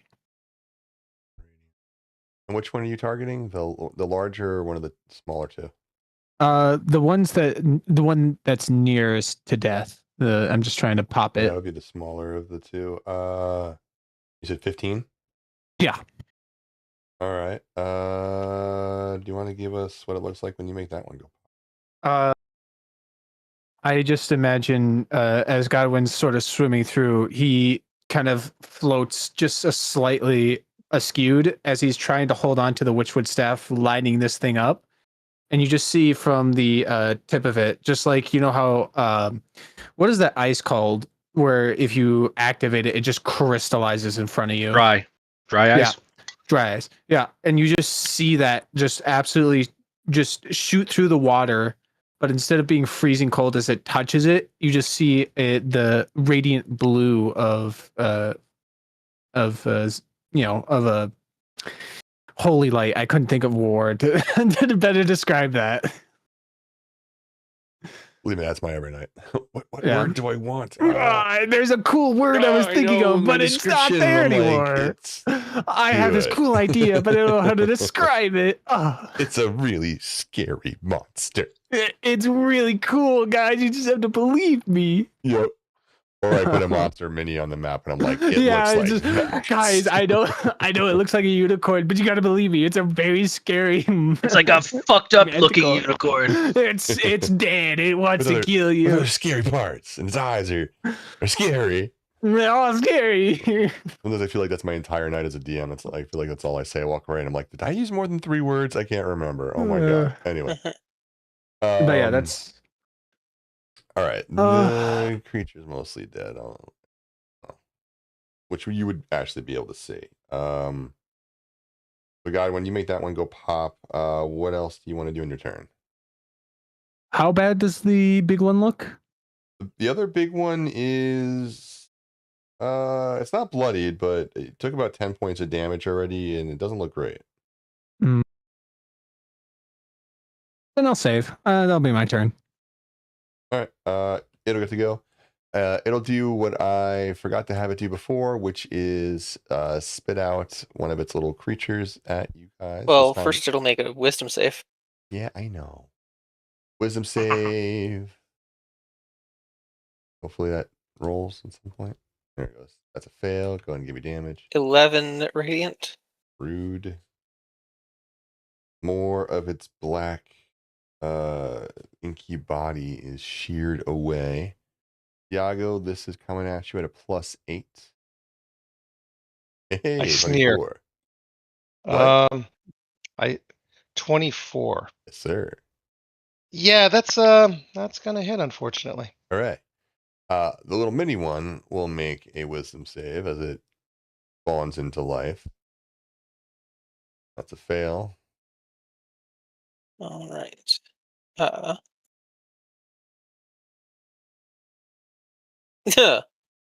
10 points of radiant. Okay. Diago, you immediately take 16 points of necrotic damage as the well, actually it's 8 points of bludgeoning and 8 points of necrotic as the creature slams into you, and then you feel your skin begin to boil and bubble. You're not going to remember this, but about 2 years ago, you allowed me to craft an item that in dim light, I think I take half damage from necrotic. So real? I'll take. Yeah, it is. I'll have to find it again. All I, right. I was using like it was one of your first Aether Stones things. What do they call it? Amulet of Shadows. You let me craft it. Allows users to cast a first level spell Silent Image at will as many times per day as per bonus, proficiency bonus. In dim light or darkness provides resistance to necrotic damage. All right. You let me do it. So it doesn't do much here. It was just I did, take and I guess fine. one, two, three, Fine. 4, 5, 6, 7. But I'm gonna have it spit another one at you. Okay, fair enough. Because in its stat block it says it does spit too. So And it says I'm immune to all necrotic damage for the rest of the session. rude. All right. This is Okay, also that's plus fine. 8. Yeah, that hits. All right. Owie. This time you are going to take 7 bludgeoning and 5 necrotic. And we'll deal with the fact that they are suckered or they're stuck to you when we come back from break, because I thought this would wrap up by now, but it didn't. So let's do a 10-minute break if you guys need. Meet back here in a little bit and continue down the tunnel. Right. I'll wrap Alright. this combat up and continue down the tunnel. I doubt you're going to TPK over this, but Don't underestimate. you Never underestimate. know. Yeah. See you in a bit. All right. See ya. I'm not worried about them being suckered onto me. Yeah, I'm actually not worried at all. I'm Actually, gonna miss- I welcome it. I'm gonna Misty Step. Oh, you're cleaning my pores. Thank you. Oh. I've needed So a deep cleaning for a little bit now. I'm just gonna Misty Step. It's like, oh, I'm not taking you with me. No ticket. Yeah. +8 to hit. That's pretty kick ass for a pseudopod.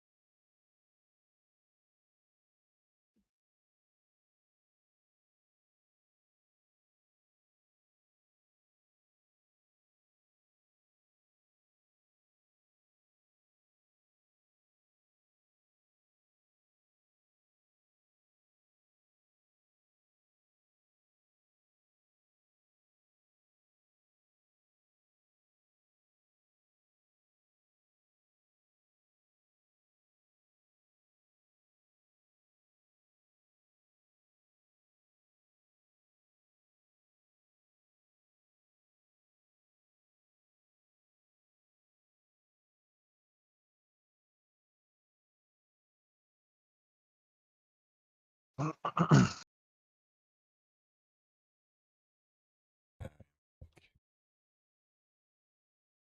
back.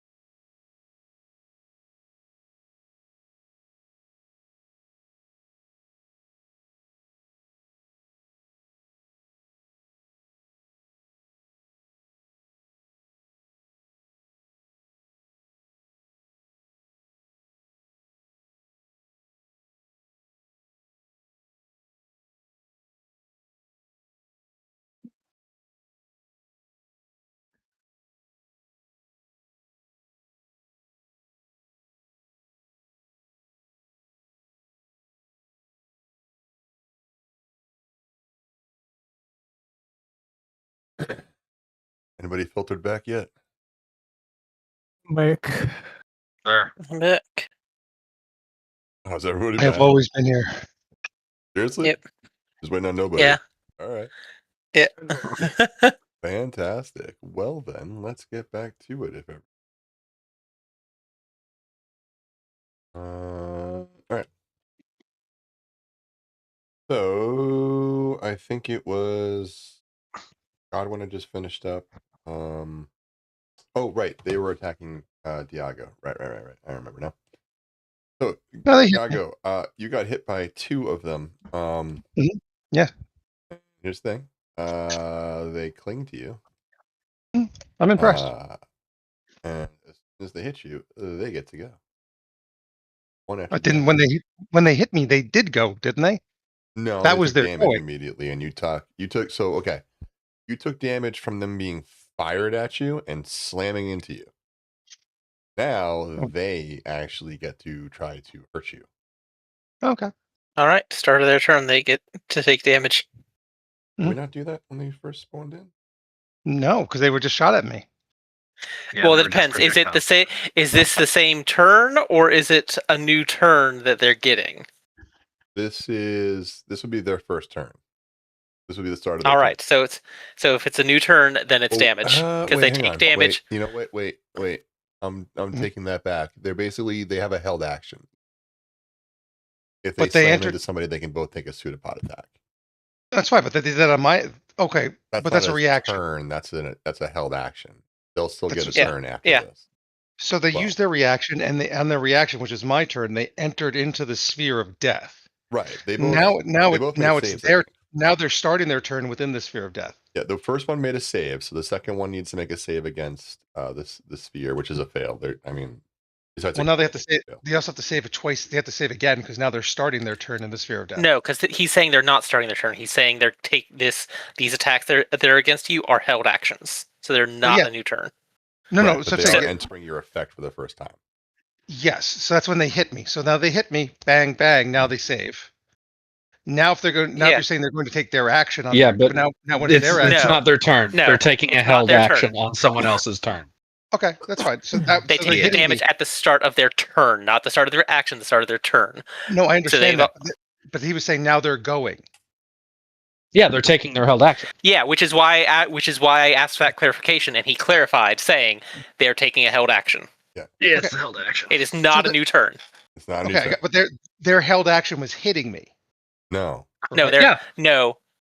their held Huh? action is triggered by them hitting you. The mother spat them at you. She shot a projectile at you, and you took damage when the projectile hit you. The So that was projectile on her turn. also happens to be alive, and it has a held action that if it sticks onto something, it smacks it. Okay, so So, it was with that on said- the mother's turn. She shot me. She shot them at me. Okay, gotcha. It's All right, still I the understand. mother's turn. Yes. Each one of these Yes, creatures has a yes. held action. I promise you it's fine with the action economy. The first one is a 27 to hit. It's hitting. This is again. These are 2 more hitting me, or other ones hitting me, or what's going on? Let's say that again. What is happening? I don't understand. This is the mother's turn. She shot 2 at me. She shot 2 at me, and they hit me.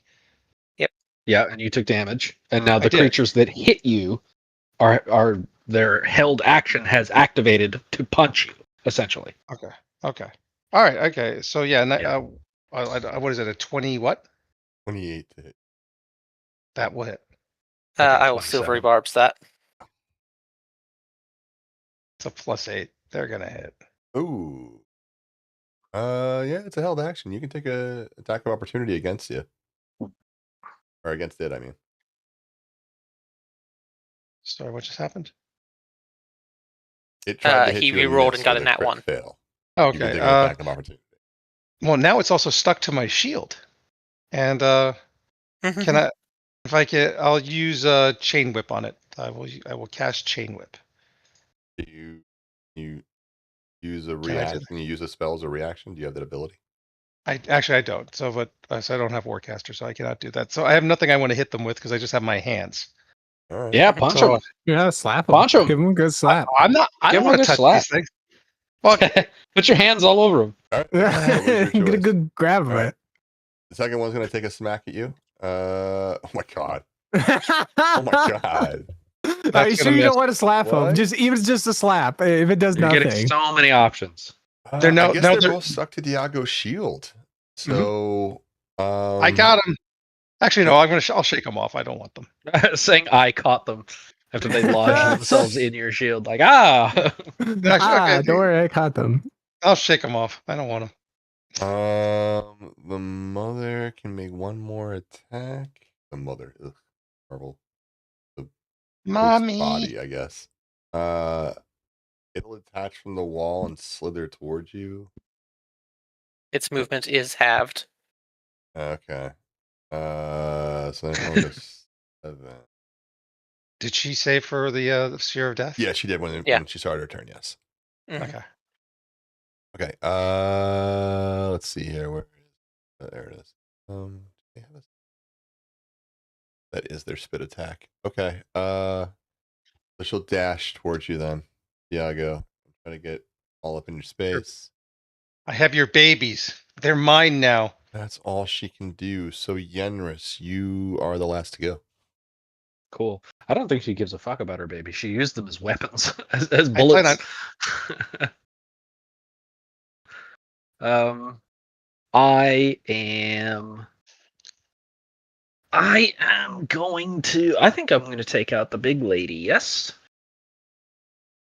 We all good with me capping the mother? I will not Okay. be upset if you did that. Okay. Alrighty. Guiding bolt against the mother. Roll to hit. Oh, excuse me. That's a plus 13 to my roll. Yikes. 15 Yeah, that to hit. that Oh, hits. beautiful. 15, 1-5. Yeah, they're not hard to hit. Okay. It's sludge. 4d6 radiant. Whoa, 17 radiant damage. Good damage, man. That gets it past bloodied as you blow a whole bunch of its biomass away. It is It's now glowing, I believe. glittering, glowing. Very nice. Yeah, mystical dim light. So I think it's actually like projecting light in like 10 feet around it, I think. Oh. So suddenly, quite like an anglerfish, there's a big glowing squid thing. I call it and that, like a necrotic or maybe an infernal jelly might be more appropriate. yeah. Or would Yenris goes, infernal ooh. would be devil? Is that infernal? Yeah, infernal is devilish, I think. These would be demonic, so abyssal jelly.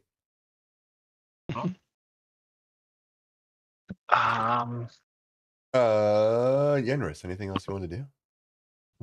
No, I don't feel the need to enter my starry form at the moment. Very well. Right? Nobody's fucked up. I can do it anyways. It takes an action, so fuck it. Yeah. All right. Now we will start the two little child or jellies turns. Not ochre jellies. Saving But- throws. They will make wisdom saves. 1, 2. Get them, destroy them. My perspective. Is it 17 save? Nope. Yeah, fine. Go ahead and give me that stupid damage. Not bitter at all. To the 10 stupid radiant. damage, whatever. Yeah, whatever. It's fine. 10 radiant. 1 radiant to each. All right. How they looking? Noted. One was already damaged, so one is almost dead. The other one is almost blooded. So 10 damage, almost bloodied one, and 20 damage is almost dead. So, yeah. But they will each get a turn now. So, Diago, one is going to try to smacketh you. On its turn? Yeah. Okay, cool. It's a miss. I'm gonna say, since there's 2 of them on you, that you are surrounded. So. They're on my shield. God damn it, they are. So wait, they would have to pull away to Mhm. All right. Well, that first roll wouldn't have done it then, because that would have to be a strength save. All right. The second roll is a 14, I guess. So plus 2, does a 16 pull away? Let's take a look. I think it does. don't know. Probably does. Let me look at the shield. It has to be like a 12 or something. DC 11. So yes, Yeah. Okay. it made a strength check.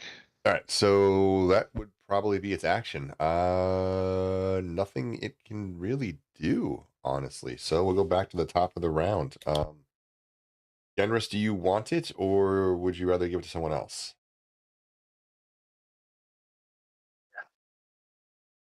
Does anybody else have like a super powerful move that they want to pull off or some shit? Because I can just guiding bolt her again. Very well. Guiding bolt. Guiding bolt. Guiding bolt plus 13 to my roll. Hiya.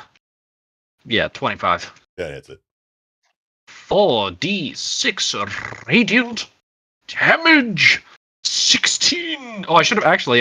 She got hit by my thing. I'm gonna crit fish. Yeah, go for it. 17 though, that was close. But she takes 16 radiant damage and is still glowing. All right. Well, actually, Yenris, what does it look like when you blow this thing apart? I think Yenris is like just because these shots are coming out of the end of his wand, out of the crystal that's sort of like tied up in the roots at the top of his staff. So he's just like leveling it hip height and is just like firing from the hip, just firing these radiant little bolts out. And I think they're like, they do look like beams, and he's just and he's just gonna punch a hole straight through center of mass. And I think the squid is sort of gonna like a cell that had its membranous like wall breached. It just sort of like it sort of just its goo just sort of like, you know what I mean? All right. It sort of just like goops out and rejoins the surrounding slime. Yeah, you're all swimming in fast flowing water, so I guess as it pops, it sort of disassociates, and then all of a sudden this rather putrid slime just sort of flows over all of you. And gets pushed out into the delta beyond, which probably is fine. You know, nothing out there that about that. Anyway, okay, Yenrith, that takes care of the larger one. Is there anything else you can do on your turn for the smaller two that are haggling Diago? That was an action. I don't exactly want to. I don't really have anything like spell attacks for my bonus action, so I'm just gonna leave it at that. Yeah.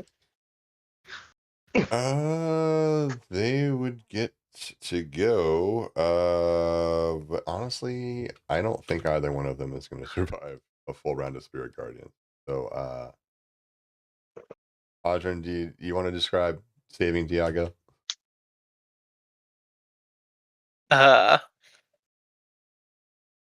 What? Don't worry about it. Yeah. Basically, on the start of their turn, they will fail their wisdom save, and your Spirit Guardians will shred them to pieces. Gotcha. Yeah, that's exactly how it happens. Combat. Okay, so we drop out of combat upon destroying the final two little jellies, and those. You are still. The party is still swimming in the underground tunnels. Proceed onward.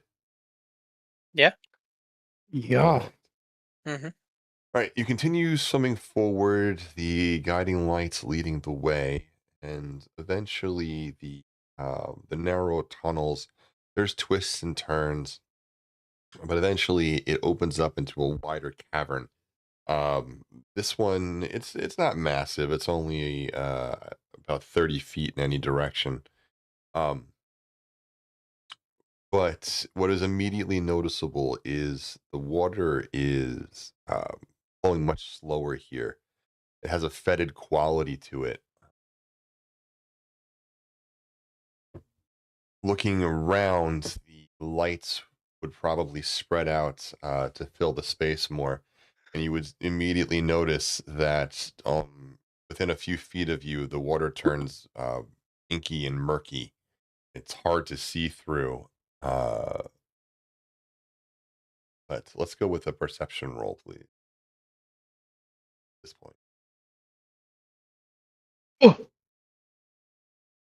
Oh, a perception roll. 9. Yeah. Natural 20 for a 29. All right, yeah, Wow, it's okay. over.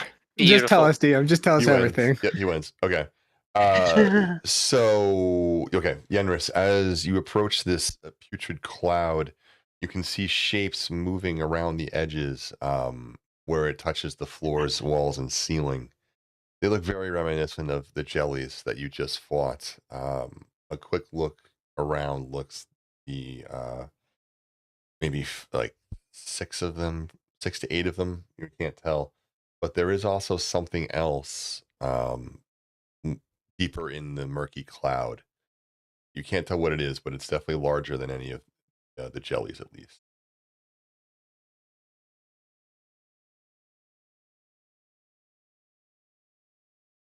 All right, I'm pointing this out. I'm keeping everyone informed.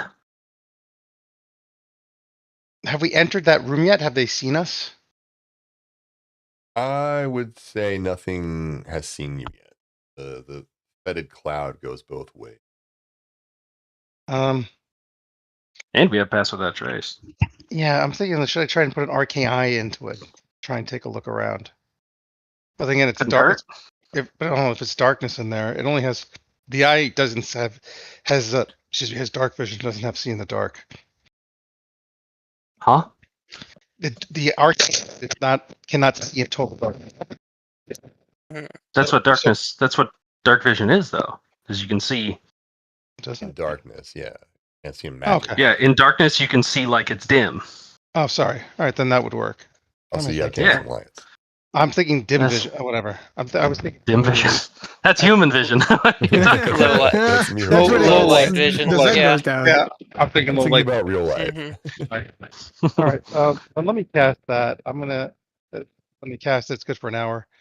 So I'll cast that, and I think it can move. It can go. It can move as far as away from me as it needs to. All right. So I cast it, and I'm gonna send my little. I'm gonna send my little eye in. All right, you send your arcane eye forward into this fetid cloud. The cloud itself is very murky and will obscure any type of vision besides true sight.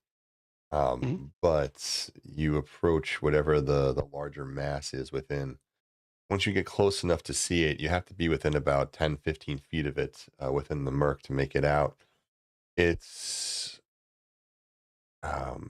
It's not a jelly, at least not that you anyway. Right.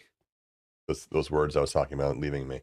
As the cloud clears a bit, you get the shape of this large amphibious creature. It looks almost like a turtle, but it's got that same theme of inky blackness to it going on. And its skin and shell are it appears to be always in motion or moving. You get the sense of like roiling motion all the time. Yeah. So are there hints of any other colors on it, like the red that like for resistance to fire or immunity to fire, or the white that we saw for immunity to? It has the general red sheen and the inky black that I will go ahead and say is associated with necrotic. Have you ever seen any that are resistant to more than one thing? Has more than what? More than one thing. You haven't seen anything that has more than two. More than two, so there are two. Okay. All right. Well, so as the guy's in there, I can talk to the guys. Like, okay, there's a giant turtle in there. Looks like it's got this sheen of red and black on it. So very similar to the things that were immune to fire, and immune to a necrotic. Is it moving anywhere, or is it just kind of sitting in there happily? It's just sort of sitting. It's the space you're in, like I said, it widens out in 30 feet in any direction. So I guess a 60-foot radius total. But it only has an entrance and an exit, and this thing is sitting right at the other end.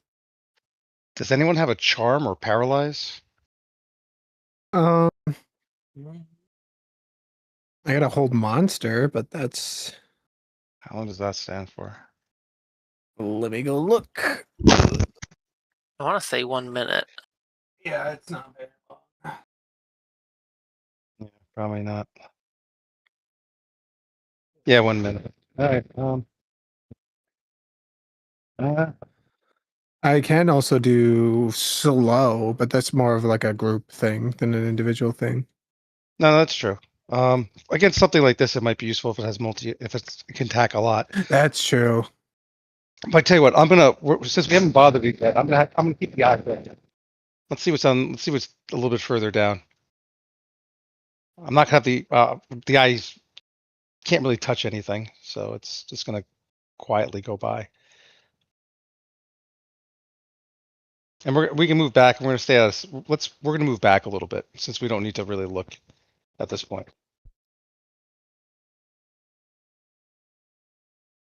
Yeah, you guys can back up freely. Yeah. Yenris, with that massive crit there, I will say that you've noticed the darker shapes, the abyssal jellies have started to move out of the cloud and are creeping along the walls and the ceiling and floor. How big did you say this area is? It's 30 feet in any direction, so that means that should be 60 feet across. Okay. This is a big cavern Pretty big. compared to what we've been in before. Yeah, compared to like a 4 to 10 foot tube, yes. Suddenly opening up into a 60-foot space would be not a breath of fresh air, unfortunately, for you, but you get the idea. I'm gonna keep the we move back a little bit, so we can now move back into like the area which is a little bit more narrow. So if they come at us, we can wherever we get. By the way, the muses are black. There's no red on these. Diago, You're very Yeah. quiet. Sounds like you're nowhere near the mic, or your mic's cutting out completely. Yeah. Is that any better? Yes. You're back to normal. Okay. All right, so let's move back a little bit. And there was no red sheen on these oozes, right? They don't seem to be. The oozes don't seem to have it now. Okay. All right, so we'll move back a bit, and I'll send the eye forward a little bit to see if there's anything what's beyond the big turtle. It should be noted though that anything that's fully submerged in water does have resistance to fire. Does it? Yeah. That's a good point. And I was thinking fireball would be like a magic superheated fire. Beyond the turtle creature, you would find a bunch of more murk. There's definitely more jellies along the corridor behind the creature, and you would start to see. No, I guess you wouldn't yet. No.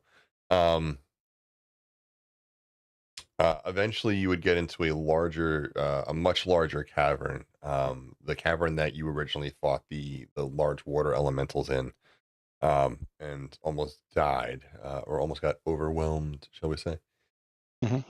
Here, this room was dominated by massive water crystals, water aether crystals. There's only a few. Those are largely gone now. There's only a few nodes remaining. And you can definitely see that there are some smaller versions of this turtle creature floating in there. So this turtle creature probably has probably absorbed some of the chaos water magic and grown larger, and probably has some interesting water abilities.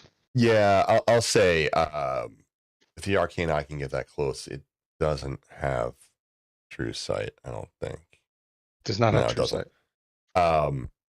The arcane eye is able to get close enough. I said that the shell is always roiling and moving, but occasionally the black inkiness would spread apart, and you would get glimpses of like blue crystal underneath.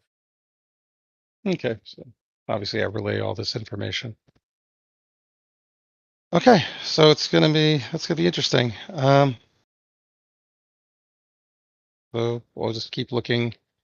What's on the? Let's keep go. I'll keep it going a little bit. Okay. Once Eventually, if you continued going, there'd be some more tunnels, but eventually you would make your way into the king's room. Mhm. There you would find the king fully submerged in just utterly foul black water. Here you'll find the creep again, finally taking hold. And the king, within short time, would go after the arcane eye and destroy it. Okay, do I see anything that looks like before it gets destroyed? Do I see anything that looks like the shard of the cauldron? No. Okay. No. Do I see anything that would? Give me a perception roll from the eye. Okay. Let me see if the eye has any special perceptions.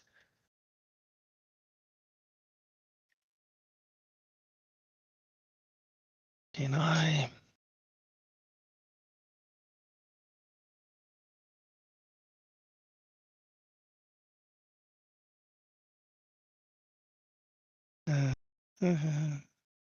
Okay, it doesn't say if I have any special perception. Okay, so I'll just roll perception. Yeah, choose your own.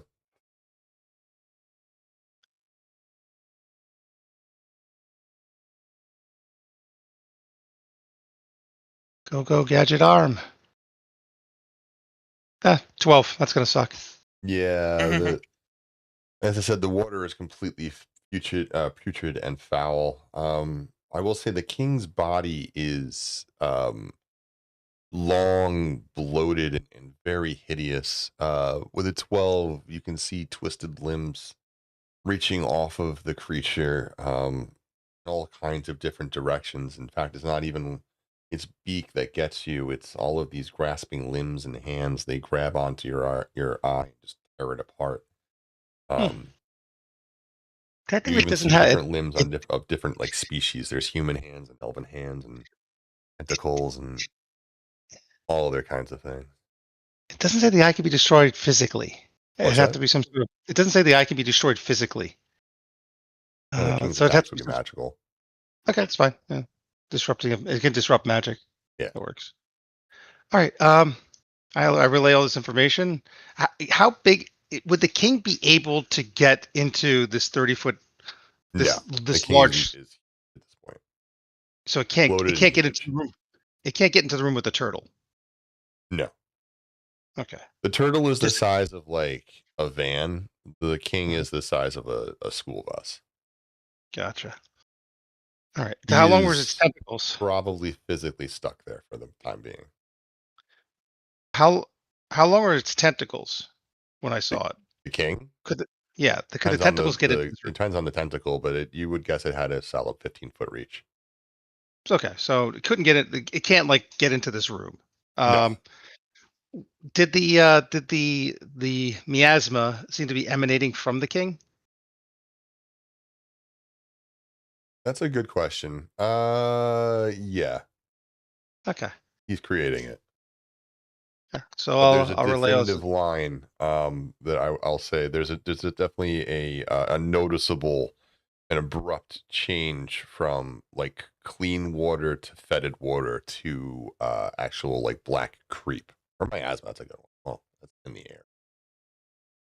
All right, so I'm gonna make the assumption that the king is using the piece of the cauldron to create the creep, the miasma, because it's unlimited, and that would seem to be doing it.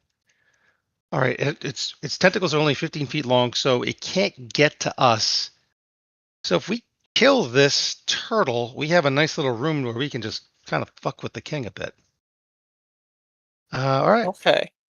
that's my best. That's all I got. I'll say this: I didn't see the piece of the cauldron, but I'm assuming it has it. It's embedded in it someplace. It ate it. We gotta Yeah. cut it out of its stomach or some shit like that. Now, what would overload? What would overload water crystals to make them kind of pop?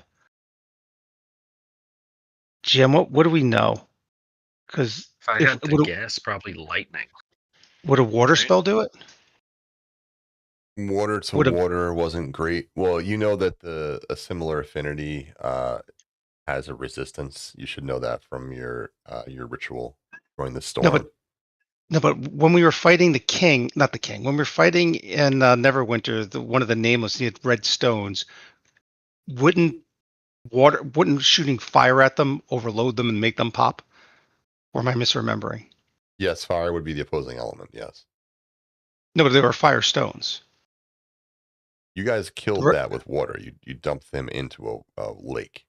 No, A that's a river. fire elemental. But That's some of the king. nameless had items on them with stones in them, and we could Yes. target the stones, and we could, if there was a red stone, we could shoot fire into it. Eventually, it would overload it. Yeah, eventually That's it'll fine. overload. Yes, but it has resistance. Okay, fair enough. They're all right, overloadable. so- Yes. Everyone so at this- every tier is a threshold. Okay, so this now are the oozes on the ground, or you're saying they're on the walls as well? They're everywhere. Yeah, they can cling to everything. They have flying Okay. speeds. Yeah, I'm trying to think. Okay, and okay, so this thing is basically a 30-foot radius sphere kind of cavern, right? Or am I correct there? Or Well, it's what's the 30-foot radius, 60-foot diameter. Yeah. okay? Mhm. So that's the height as well. Yes. Okay, so Okay. All right. So I'm trying to think Well, of like wait. maybe Sorry. male. The ceiling's only probably about 30 feet high. Okay. The sides are All 30 right. feet. So how many of them are on the ground? Let's say from the bottom to about 5 feet up.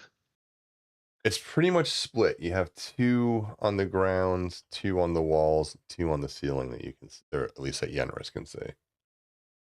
Okay.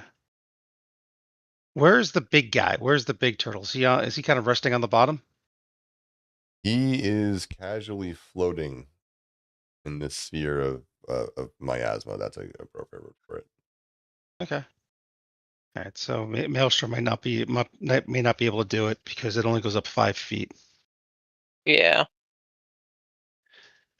I'm looking for happiness. Okay. Okay. Sounds good. So what about this plan? Like we attack, we fall back, so they have to come at us through the smaller area, and then we could just kind of blast them, with any small area effect, or this way they can't really get around us. Okay. Okay, yeah. Create choke points, drops to your guardians. All right, so what do I? So can we see the turtle? No, without your arcane eye, no, you don't have a beat on it. Okay, so I'll tell Godwin approximately where he is and ask him if he could put the dancing lights on it, and basically that will be the sign to attack. Yeah. Oh, now I have dark vision at 60 feet, so can I get a beat on it? No, it's not a matter of dark and light. It's the water is too murky. Gotcha. Cool deal. Thank you. No worries. Even with a dancing light, you'll be able to see the light, but like it'll just be an illuminated, murk. You'll be able to see the outline of the turtle. So I guess with the dancing light in there, you could probably get a beat on it. You'd be able to see it. What I'll do is I'll give it cover. Okay. Okay.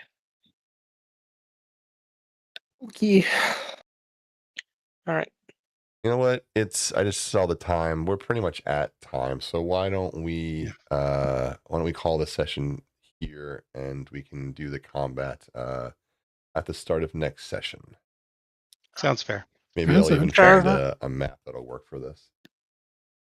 But yeah, on. no, it's 11 o'clock. So, all right, everybody, let's Alright. call it here. Hope you had fun. Thanks for playing. Yeah, thanks. Thank thanks you, for Dion. running. I think we did. See you well. We next week. Always a pleasure. Bye, folks. Have a Yeah, I good think night. we did well. Yeah. Good night, Diago. I agree. Good night, everyone. I guess. Good night.